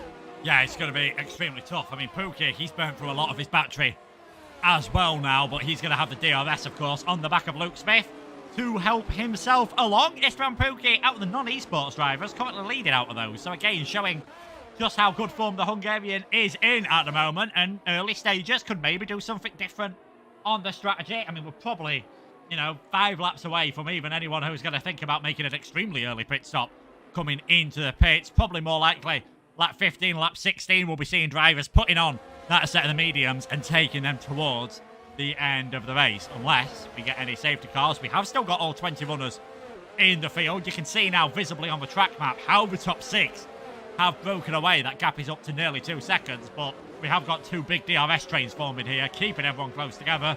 I think that's why we've not seen any retirements. They know, anything could happen in this race. No one with any penalties. I realise I'm possibly jinxing it. There, no one with any penalties at the moment. It looks like those track limits penalties could have a big part to play in the race, just with how close things are at the moment. Now, he lost 7th place last time around. Looks like he's got a possibility of regaining 7th place on this occasion. Andre Tarabukin can't quite get close enough to go down the inside in towards turn number 1. Gives Jabo Konyi a little bit of a tap. Will that open the door for Tarabukin in towards turn number 4? You can see there, just dropping back in the acceleration zone, and if anything, Tarabukin's going to be worried more about DeCapua. Jabo Konyi holds on for now. He's a whopping 2.5 seconds off the back of his countryman, as that was DeCapua and Tarabukin getting together. That was Tarabukin getting on the curbs a little bit too much through the exit of turn number 4. Alessio DeCapua had to lift off ever so slightly in order to avoid the Alpha Tower. He's been able to rejoin ahead of the Aston Martin. It wasn't too big of a snap from him there. It was just enough to make you maybe have a slight Code Brown moment. However, and Alessio DeCapua been able to stay in behind. What it has done, though, is put a bit of a gap in between Jabo Konyi and Tarabukin. So possibly DeCapua could be poised, headed down in towards turn number 1 to go for a move. The pair of them with very little ERS at the moment, level pegging between the pair of them, and both of them utilizing the DRS. It'll be pound per pound between these guys. We'll see how they do. However, Alessia De Capua, I think, is beginning to drop back ever so slightly as Tarabukin gets into a rhythm. At the front of the order, though, Luke, Nicholas Longue been able to reel in Thomas Ronhaar, now headed down in towards turn number 1. Longue makes his intentions clear. He does not want to lead this race, lifting off, headed down in towards turn number 1. He's going to stay in behind for the time being. Alvaro Caraton, this allowed for him to bunch up, and now the top 3 all within 0.6 of a second of each other. Yeah, all within 0.6 of a second, and that was so clear, the intention there of Longue. No interest whatsoever in taking the lead at this stage of the race. He's quite happy to just sit behind Thomas Ronhaar. I mean, this lifting and coasting, it'll save a bit of fuel. Neither of these top 3 showing their fuel lights at the moment. It will also help Jake Benham close up. He's been tantalisingly close to that DRS range throughout that entire race, well, ever since he overtaken Luke Smith. He'll just be hoping for a bit more lift and coast from Longue and Caraton, a bit more reluctance to overtake. That's going to allow Benham, Smith and Pookie right into this lead battle and make things a lot easier for them when it comes to the race. There was a move further back as well on that lap into turn number 1. Philip Presneder gets himself into the points at the expense of the Aston Martin of Yannick Schmidt. So Presneder now into 10th, Schmidt into 11th place. Again, at the front of the field, Longue very close to the back of Ronhaar. I think again, he's going to show no interest out in wanting to take the lead.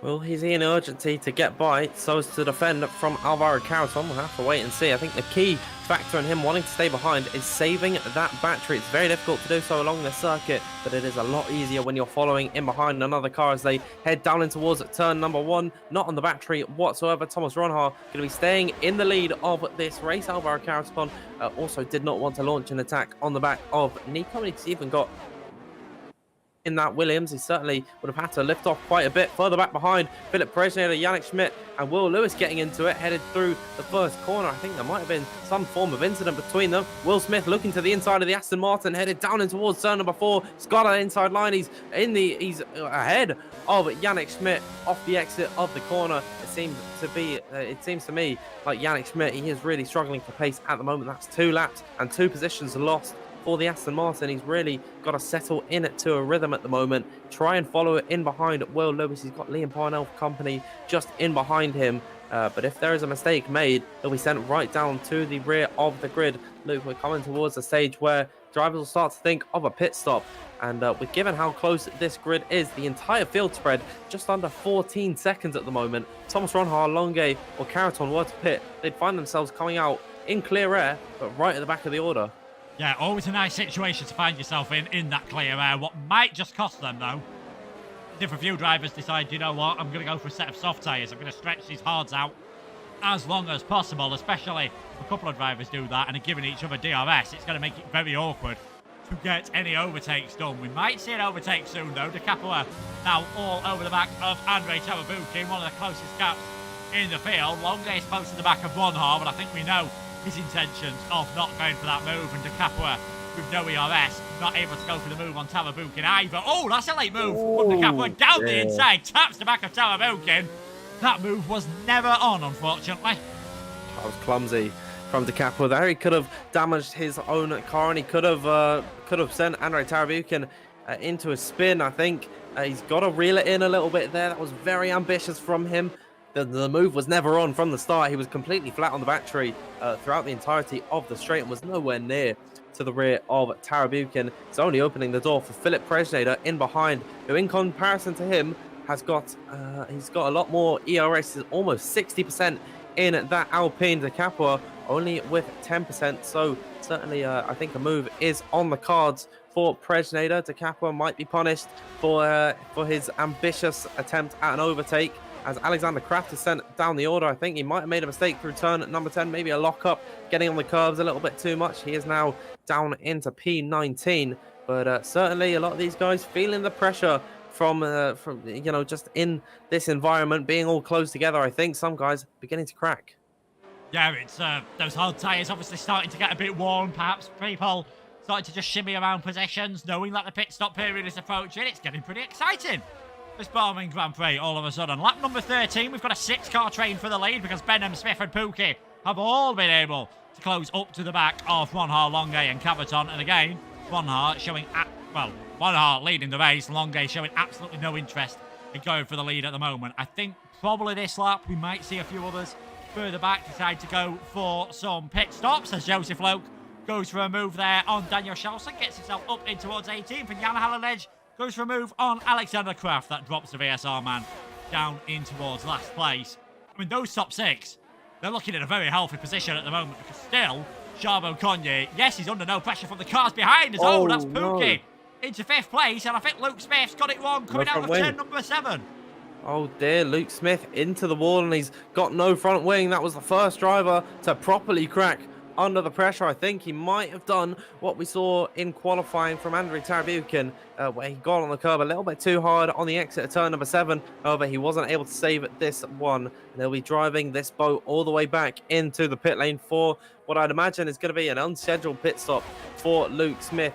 Really unfortunate from him there, but yeah, he'll have to come into the pits, get that wing changed. His race, if there's no safety car, looking over at this point. So that is one driver out of contention. Still got all 19 runners at the moment, though. Still in with a chance, not maybe not the win, but certainly for a decent point haul. As you can see, the top 4 has now become the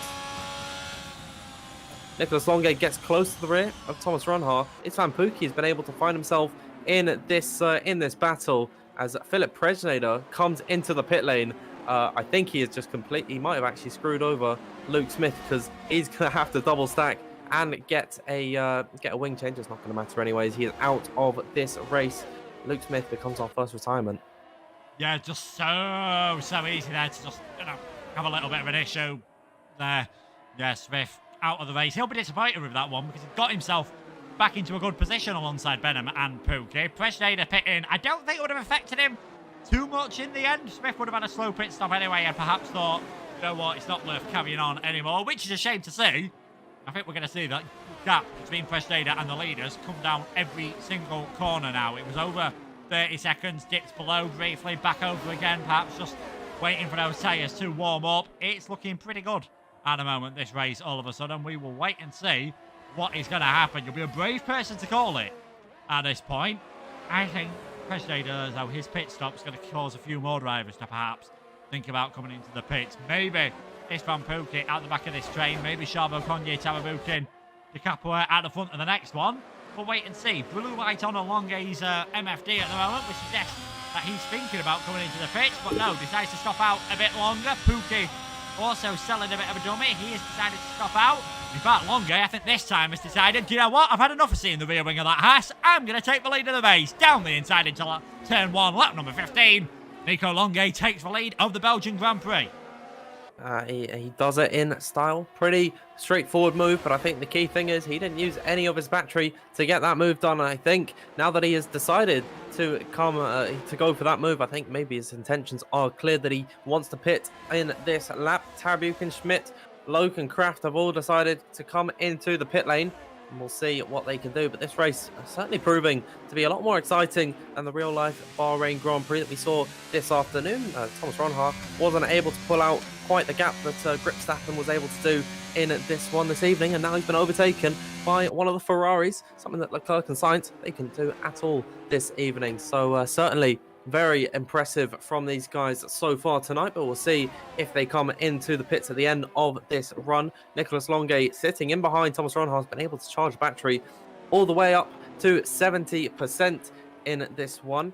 Thomas Ronhar, he's still been able to have a decent amount in that Haas as well, 62% for him there. So very level pegging, I would say, between the two leaders in this one. Caraton as well and Jake Benham been able to sit in behind, charge up the battery ever so slightly. We could have a cracking finish to this one as Longe, he thought about coming into the pits, he faked it and stays out on circuit. Ronhar's on the battery, closing up to the rear in towards turn number 1, goes for the move up the inside. Will Longe try and fight this along the outside as Duncan Hoffland in the pit lane retires from this session. I think there was a double stack from him there. Safety car has been deployed. I think maybe Duncan Hoffland actually, Luke, could have had a crash on pit entry, because now we have had the full course yellow come out onto this circuit and the safety car has been brought out here, and I can see I was on board with Philip Presnader.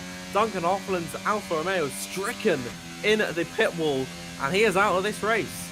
Yeah, oops, I think is all that Duncan Hoffland can say from that one. I mean, Pookie, Charbot, Gagne and Parnell, slightly lucky with that timing of the safety car. It's going to help for those that haven't come into the pits, though, because they will be able to go all the way round, getting themselves a free pit stop all of a sudden. This has really put a bit of excitement into that race. Yeah, there were so many cars. You saw Longue and Ronhard do it, dummy their way, as if they were going into the pit lane. I just wonder there whether Hoffland either got caught out by all of that or just made a tiny little bit of a mistake and called it a bit too late and crashed into the pit entry. But what it does mean is we've got a safety car at the halfway point of the race. Going to allow everyone to just save their battery, save any fuel that they need to. Yeah, it's going to be nice and straightforward for those top 8 drivers to come into the pits. Not really lose too much time. I mean, Halliday and Levity were right at the back of the field. They're not going to come out ahead of Pookie. Definitely going to be in and around where Charbot, Gagne and Parnell are, so probably the biggest winners from this safety car. Absolutely. And they've, luckily though, for the leaders, they weren't actually behind the safety car at the exit of turn at number 2. And we'll see these guys catch up once again. I think what might have happened with Duncan Hoffland is that he saw Ben Charbot Gagne come into the pits. He planned to come into the box, then it was too little too late to come out. I think he might have speared into the pit wall there. Big mistake coming out from him as Nicholas Longue, Thomas Ronhart and Alvaro Carreton exiting the pit lane. Where will Pookie emerge? He'll stay in P5, but the race has been grinded to a halt. All the tyres that the drivers are on, pretty bog standard. They are all on the mediums. Yeah, all on those medium tyres. So yeah, DeCaprio and Lewis coming into the pits as well. Why you had a bit of an ooh there from me is it looked like Jake Benham, I think, was trying to be a bit sneaky and almost managed to overtake Alvaro Carreton on the way into the pit lane. It is perfectly legal to do that, of course. You might remember Sebastian Vettel trying it in 2016 at China, but yeah, Benham unable to do that in the end from that tactic. No real major changes in all of that. If anything, Laverty and Halliday, I don't think gained as much as they would have liked to have done. Everyone has done their one compulsory pit stop. Everyone is now onto the set of medium tyres. Safety car, possibly, I believe, we might get one more lap in the safety car. We'll have to wait and see. Alexander Kraft will catch up to the back of the field. Everyone's got a full battery all of a sudden, and it has brought Charbot Gagne and some of those others right back into play. Looking at things, say Liam Parnell up into 7th place all of a sudden, having started in 15th. Tycho Harding having started in 19th, he's now 9th. Those two definitely gaining big in that safety car period. Absolutely, Luke. And I think this safety car has come at the perfect time. It's been a great equaliser in this race. All of these drivers have very similar levels of tyre wear. Some of these guys have just pitted this time by. I think Philip Presnader, he might have wanted to wait a little bit longer to come into the box, but he really hasn't lost out all that much from it. He sits in P8. I think he's actually been able to gain ever so slightly due to the fact that some of these drivers, like Andrei Tarabukin, have had to pit behind their teammates, so they've lost a little bit of time in the double stack. Of course, there's a mandatory 2 laps that the safety car must complete, and given that the grid is entirely stacked up at this point, next time by is when we will see these guys get back underway racing. Nicholas Longue in the lead of this one. Thomas Ronhart not too far behind at the moment. It's really been a race between those guys. Then Alvaro Carreton, Jake Benham and Istvan Pookie have been sitting in behind for the majority of this race. But yeah, Luke, you're absolutely right. The fact that Charbot Gagne, Parnell, Presnader, they're all now allowed to get closer to the back of this train could ruffle some feathers of the top 5. Yeah, it certainly could. I think this is going to be an interesting restart. We saw how difficult it was to overtake when you're stuck in a DRS train. We're back in that situation again. Back in a situation where, barring a couple of percent, everyone's got pretty much the same life of tyres. I mean, there's a slight difference between those in the top 7. Presnader's a bit of the outlier there with 4-lap-old tyres. They're going to have to go for it. These first 2 laps, no DRS, is when you could see drivers starting to make the moves. If you store their battery, will anyone try to take the lead and sprint the way at the front of the race? And how late's Longue going to go for it? Because the last thing you want to do is give Thomas Ronhart a beautiful slipstream all the way down towards turn number 1, because you're going to lose that position that you have thought so hard obviously to get Longe leading, Ronhar second, Cavaton third, Benham fourth, Pookie in fifth. All 5 have won races this season. Unless something crazy happens, Dan, and we know that's certainly a possibility in league racing, I think we're going to get our first repeat winner of the season. Anyone's guess, though, as to who it's going to be.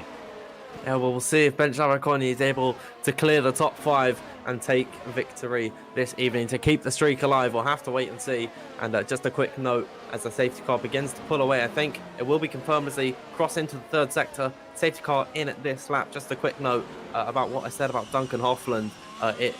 Exactly that happened. He saw his teammate came into the pit lane. They locked up trying to get out, and he crashed in towards the pit wall, ending his race. But here we go now. Nicholas Longe trying to get all the heat possible into these medium tyres. Think of them as completely fresh at this point. They've been under safety car pit conditions since the pit stop happens, is now in towards the third sector. He can't feather the throttle, then go, then brake again. He's got to go once he decides to. No stopping from here as off the exit.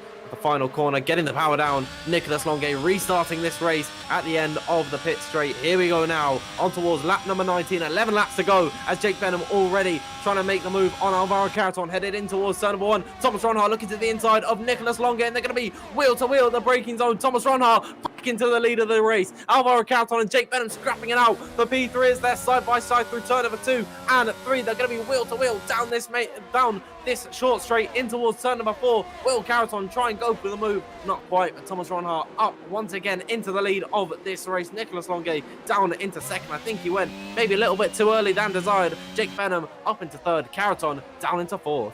Yeah, we're surprised to see Longe go that early, and it just gave Ronhar enough of a slipstream to get the move done into turn number 1. And Longe really had to get out the throttle to avoid a crash coming through turn number 2. Benham also able to get ahead of Cavaton as well. I think just caught the Spanish driver napping there, so Jake Benham gaining some decent place as one of the few drivers at the front of the field that has been able to make some big moves, and that is Jack Laverty, almost facing the wrong direction. I think there's been a bit of contact at the back of the field there in that battle for the last few places. It has been, like we said, it's been a very interesting first lap after the restart. Here comes Logan Kraft battling for 16th and 17th.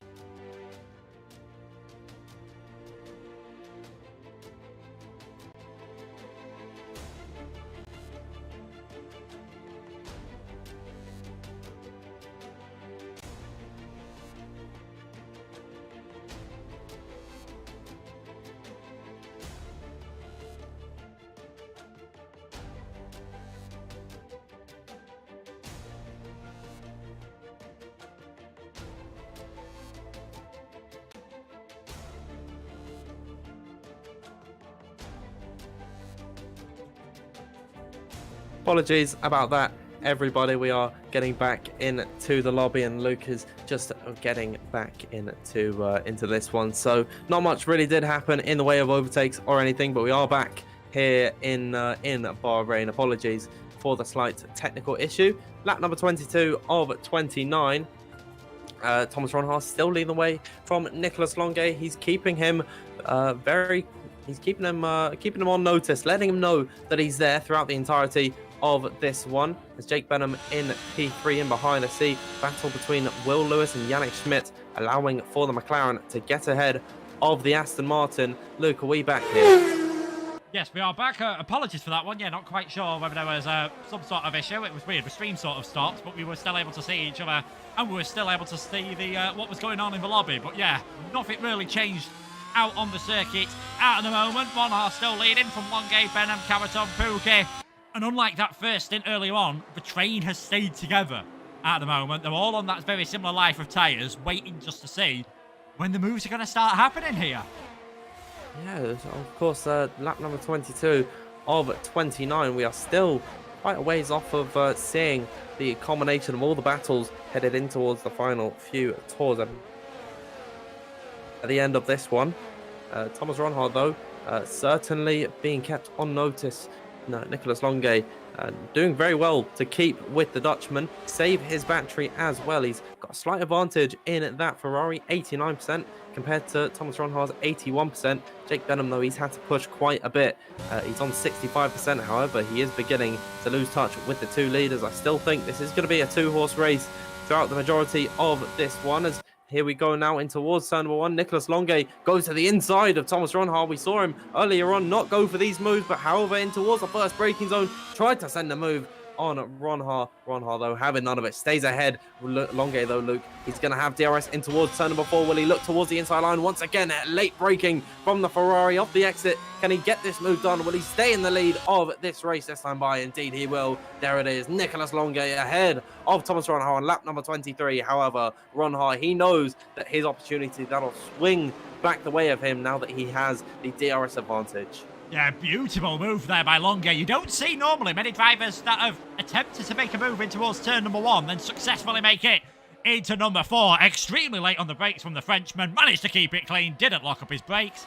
That is Longe in the lead of this race. Now, if they swap positions every single lap, Longe would take the victory. So don't be surprised if Ronhar, waits maybe a lap or two before deciding to get back in towards the lead of this race. There's a few close battles happening further down. The Capua on the back of Tarabukin. We saw Joseph Loke briefly there take the fastest lap of the race. And the way this works in WOR in terms of the point system, identical to the real F1, apart from the fact that there is no point for the fastest lap. So 25 points to whoever takes the victory in this race. And if Thomas Ronhar takes it, he knows that could be a big, big step towards the championship at the moment, seeing as Jake Benham sort of stuck in that third man in the train situation at the moment.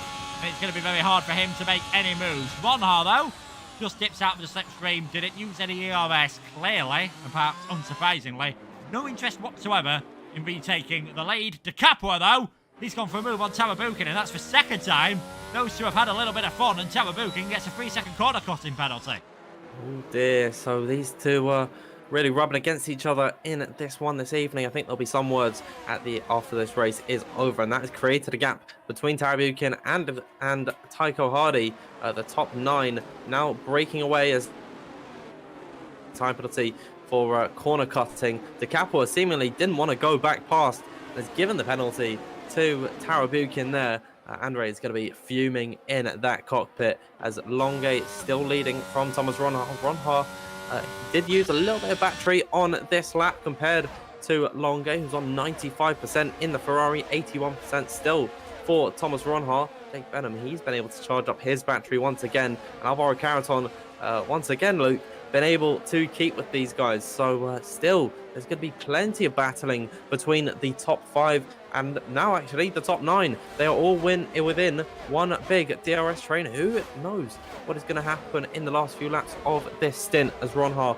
off the exit of turn 15. Last time by, he used a slight bit of ERS to get closer to the rear of Longe. However, this time by, no such ERS deployment is in towards turn number 1. There you go. Longe not really defending at all to the inside line, and Ronhar's going to stick his nose in. Almost a bit of contact. Longe left him the space there when he really didn't have to. The move wasn't on for Ronhar, but he knows his limits, and now he's on the battery off the exit of turn number 3. Can he try make the move in towards turn number 4? Don't believe that is the case as Longe stays ahead on lap number 25. Yeah, and I think that's why Longe left the space. He didn't want to compromise his own line. Knew Ronhar was probably not close enough to go for the move. So very smart driving there, because I think if he had defended, he'd have just compromised his one towards turn number 4 and probably given the Haas driver an easy pass to retake the lead of this race. But 4.5 laps to go. I agree. I don't really know which way it's going to go. You're expecting it to be one of these front two, but if they start banging wheels too much, if they start burning up their VRS, then you've got Benham, Caraton, Pookie, Charbel, Conye, Parnell, Preshnada and Tycho Hardy not too far behind, and all of the top 10 without any penalties at the moment. Tarabukin has 8 seconds. It is 3 seconds currently for Halladej and 3 seconds for Kraft as well. Wouldn't surprise me if Tarabukin possibly gets some of that 8-second penalty removed, as it seems to be 3 seconds and then 5 seconds for the same incident. We'll have to wait and see. That one does go to the stewards. Ronhar looks a bit closer this time into the braking zone of the final corner. That stretches out slightly onto the main straight, but I think he's close enough to go for a move this time, and I think Longe's realised that. That's why he's tried to break the toe. Yep, and Thomas Ronhar not going to be able to close that gap in towards the first corner. Gets close once again under braking to the back of Longe, and no, he's not gone for this move. Is on the battery off the exit through here ever so slightly, just tapping it through there, but no move being made. Will Lewis and Andre Tarabukin having their scrap. Tarabukin really not having a good day today. as he has got that. He's been slapped in the face with a 5-second time penalty, and on top of that, a 3-second corner cutting penalty. I think probably a bit unjustified from him there. So really not been a good day from his standards. He's now down into P12 and outside of the points paying position. Will Lewis up into 11th.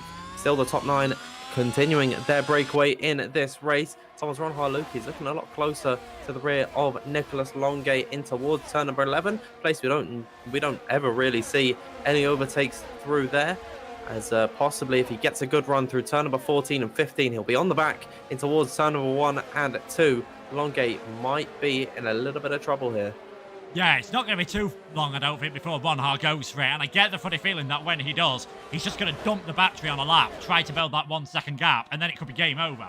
If he doesn't manage to do that, though, and Longay stays within DRS range, then he's really compromising himself. I mean, this is by far the closest that he's been in the last couple of laps. I'll be surprised if Longay even attempts to defend from this one. Is Ronhar going to go for the move? Down the inside, on towards lap number 27. Thomas Ronhar thought about it. And Nico Longay is fighting for all he's worth here. Ferrari versus the Haas. The Ferrari comes out on top for now. And all of a sudden, Jake Benham's getting involved in this. Oh, Nico now down in towards turn number 4. Longay applying the squeeze.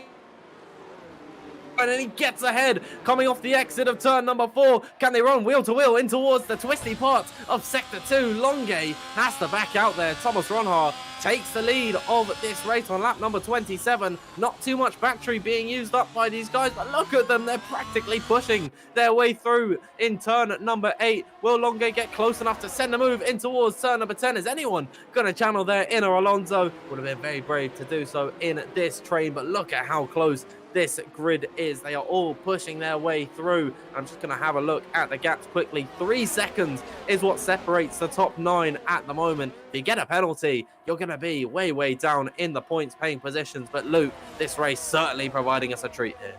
Yeah, and it was the decision from Longay to just defend slightly from Ronhar really brought Benham into play there. Robust defence from Longay on Thomas Ronhar. The Dutchman able to make it through.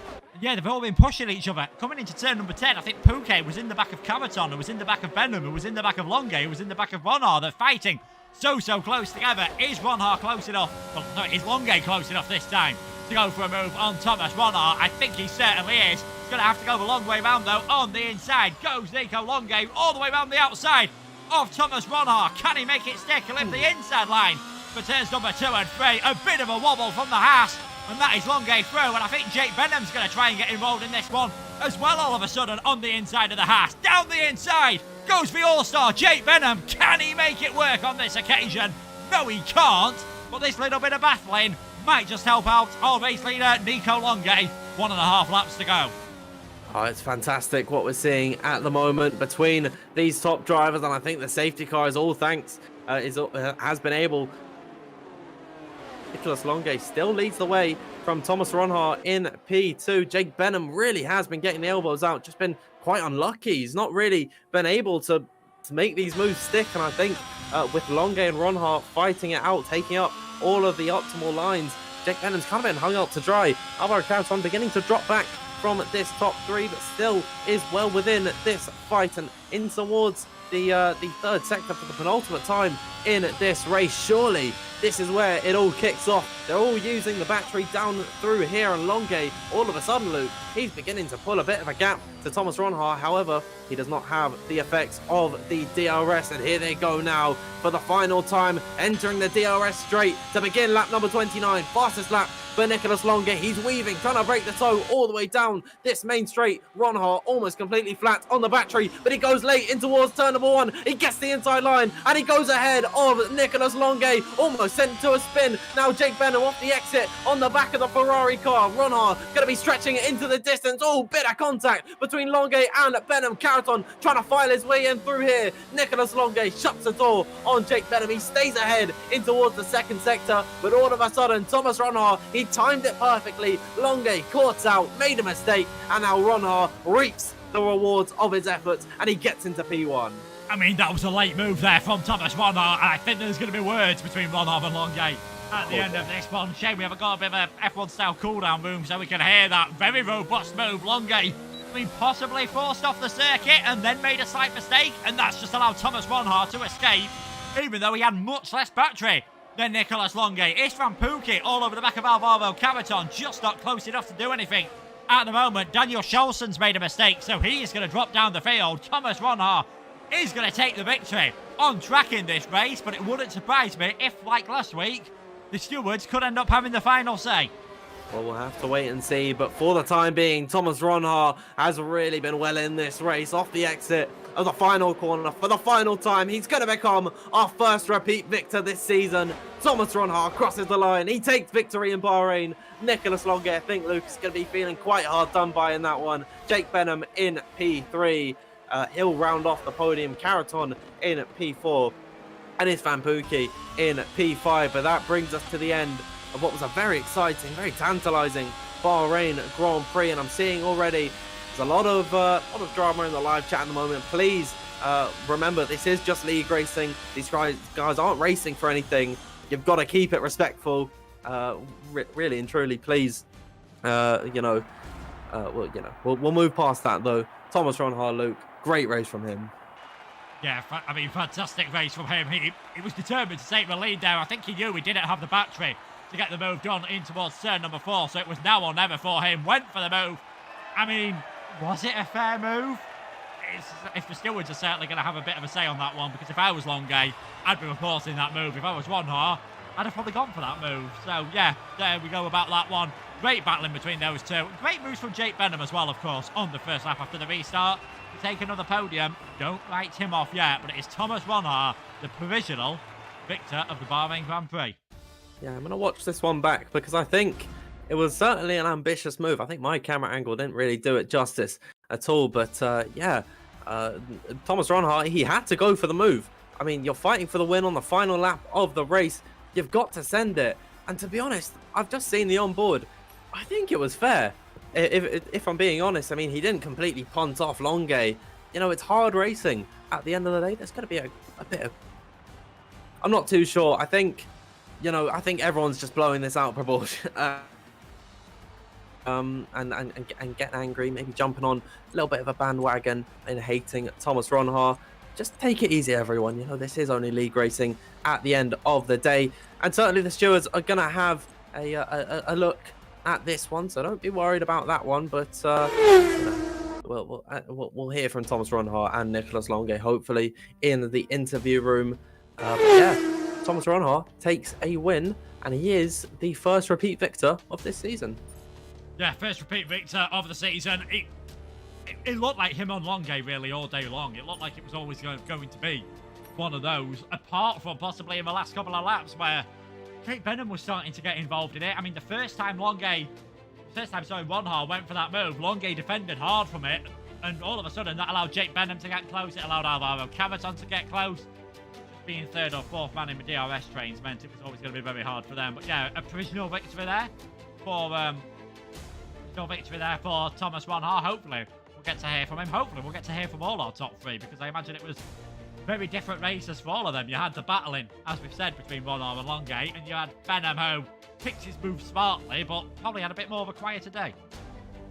Yeah, maybe in the interview room we could have a little bit of a sort of a cool down room-esque vibe. Maybe Thomas Ronhaar and Nicholas Longay, they could have a little bit of a dialogue between each other. But brings us to an end of what was a very intense Bahrain Grand Prix. Round number 7 is completed. We are past the halfway stage of this season. It really is heating up. One thing that we do know from this one is that Thomas Ronhaar, he's finished ahead of Jake Benham for the time being. Of course, pending any stewards' inquiries, he's going to be able to extend that championship lead. But I think Nicholas Longay firmly placing himself in that championship fight now. Yeah, I mean, he's only done 4 races this season, has Longay. One of them, I think it was Portugal, obviously went a bit bad for him, but other than that, victory in round number 1 of the season. He got a podium last week in France with a 2nd place. At worst, he's going to get 2nd place here again. We'll see whether he does report that move on the final lap. He's looking in fantastic form at the moment. He's looking like a man reborn since he's joined the Ferrari team. Absolutely. Apologies there, we seem to have briefly lost Dan for that one. We'll wait and see whether anyone is waiting around in the interview room at the moment, but things are looking very quiet. It seems like Dan has rejoined us, as if he turns his camera back on, we'll be able to get himself back to being Dan Field F1 and me back to being at Luke Etheridge 95. Dan, he seems to be back now. Hello. Yeah, apologies about that. My Discord just decided to restart on its own for some reason, but I can't remember what I was saying. I mean, yeah, this was a very exciting race to watch. I'm just trying to see in the interview waiting rooms. Doesn't seem like there's anyone in the box at the moment, but hopefully we do get to talk. We'll give them a few more minutes to get into there. We can hopefully talk to them. But yeah, Luke, what a race this was. Yeah, and I mean, the top three looked like they were winning things pretty comfortably at the start. Obviously, Alvaro and Cavaton involved in that as well. Then, when Longuet decided to just lift off, not go for the moves, it allowed Benham, Smith and Pookie to catch up. I mean, we completely forgot about that, but before the safety car even started, Luke Smith obviously had that massive moment coming through turn 7, hit the wall. He must be absolutely gutted with himself because he was looking like he was in a very good position. And then there was the safety car, neutralised the field, allowed everyone to build up their battery, allowed for some great racing towards the end. Yeah, absolutely. I'm just looking in the Discord at the moment. Seems like there's a lot of people not too happy with one another. I think the stewards are going to be quite busy in this race, in this post-race sort of period. And Luke, still these guys not in the lobby for the interviews. I think maybe they're not too happy with how things have gone on, and maybe Longuet and Ron Hart are going to have a little chat between each other. But yeah, I think, do you think we'll give them 2 more minutes, I'd say? Yeah, I'd say maybe a couple more minutes, see if they do hop their way in. Obviously, a lot of the times they are on their own stream, so perhaps just thinking about finishing things up there. But yeah, it was a interesting race. It's definitely the best way I could sort that one out. Very intriguing to see all the different moves that were going on in that one. I mean, I think that's what's perhaps caused some of the anger in the chat. When you've got the entire field in a DRS train, people are going to have to go for some dives, and there were certainly a few late moves there. Some had judged one side of fair, some had judged one side of the other. I'm glad I'm not a steward tonight and over the next few days. That's all I can say. Yeah, absolutely. I mean, the stewards definitely kept very busy in WOR here. I'm looking at the interview room now. Got John Evans and Wilson Hughes. I mean, 2 drivers that didn't race tonight, but of course they might have been in a VC with some of these guys. Certainly, Will Lewis, I would think. Should we bring them in? We haven't got anyone to interview at the moment. Why not? Why not? Bring them both in. Wilson Hughes and John Evans. Welcome to the interview room. Hello guys. Hello. How's it going? How's it going? Hello.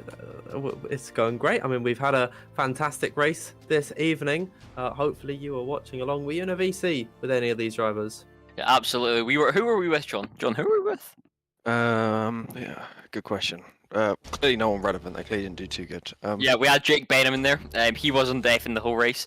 I think that was it. We had Will Lewis, but he raged quit after getting knocked out. So yeah, it was a fantastic race. You know, really exhilarating at the end of that third turn 1, and yeah, fantastic. Yeah, I mean, go on, Dan. Go on, Dan.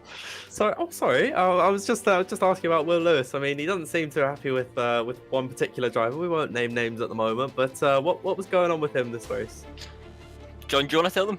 Yeah, well, I'm pretty sure he did really good in quali. I think he was really happy with that because he didn't have the pace.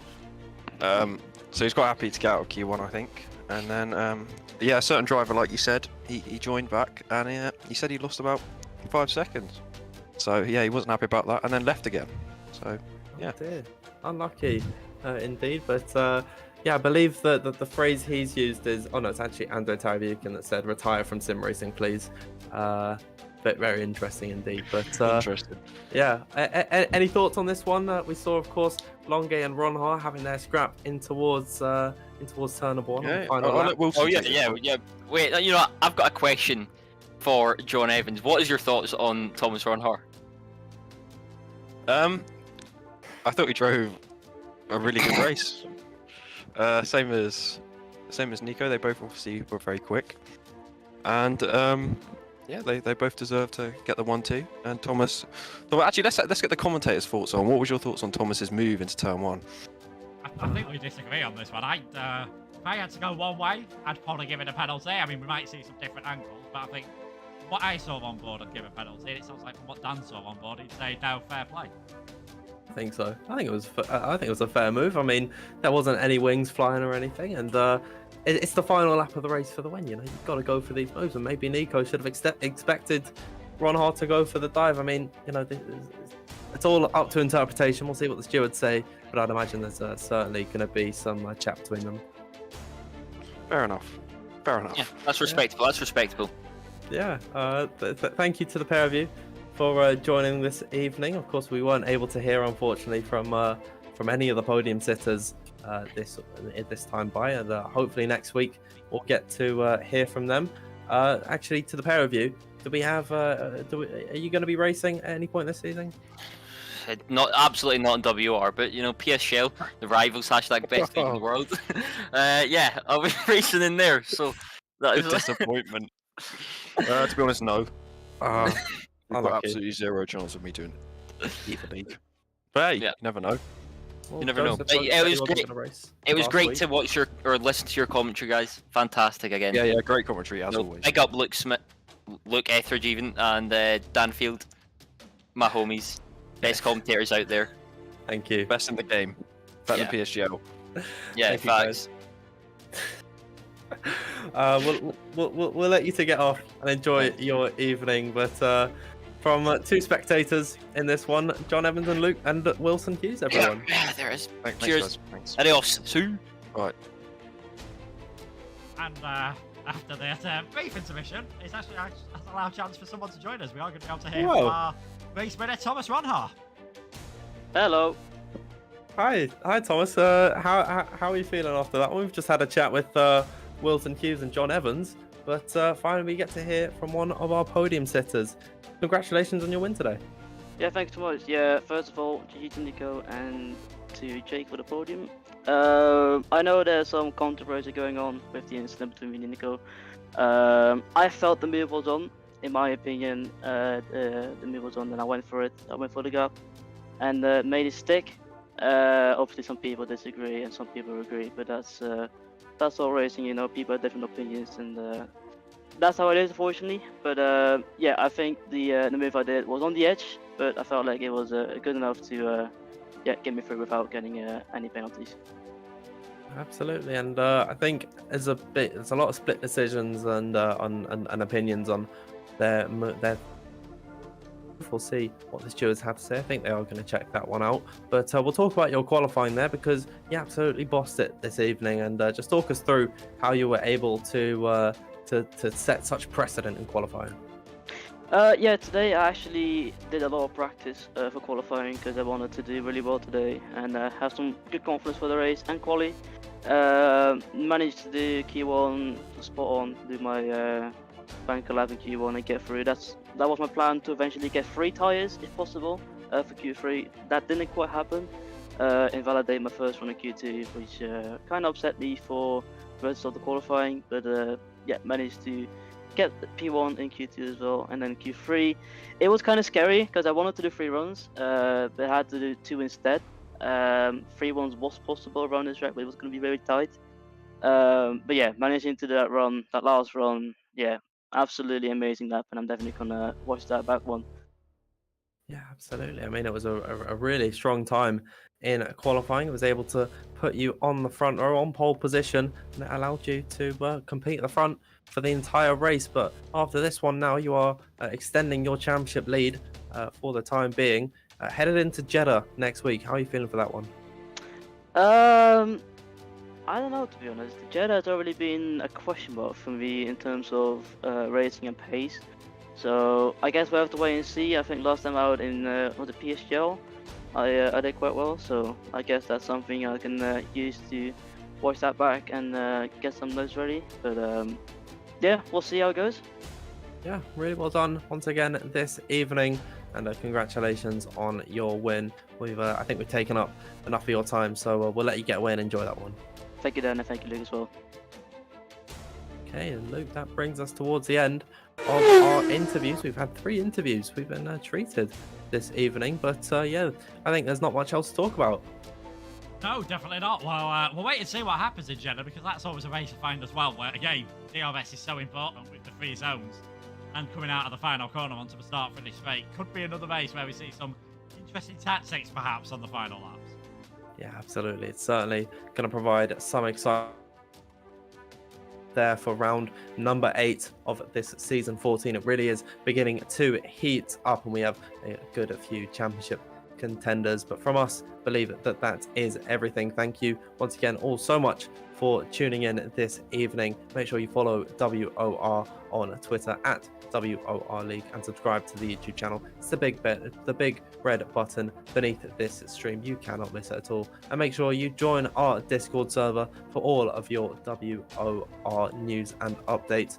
You can follow myself on Twitter at DanfieldF1_, and you can follow Luke at Luke Etheridge 95. Both of our Twitter handles will be beneath our faces here. But thank you everyone once again so much for joining. Thank you to the moderators keeping the chat as respectful as possible. We'll see you once again in Jeddah for round number 8. Thank you and good night.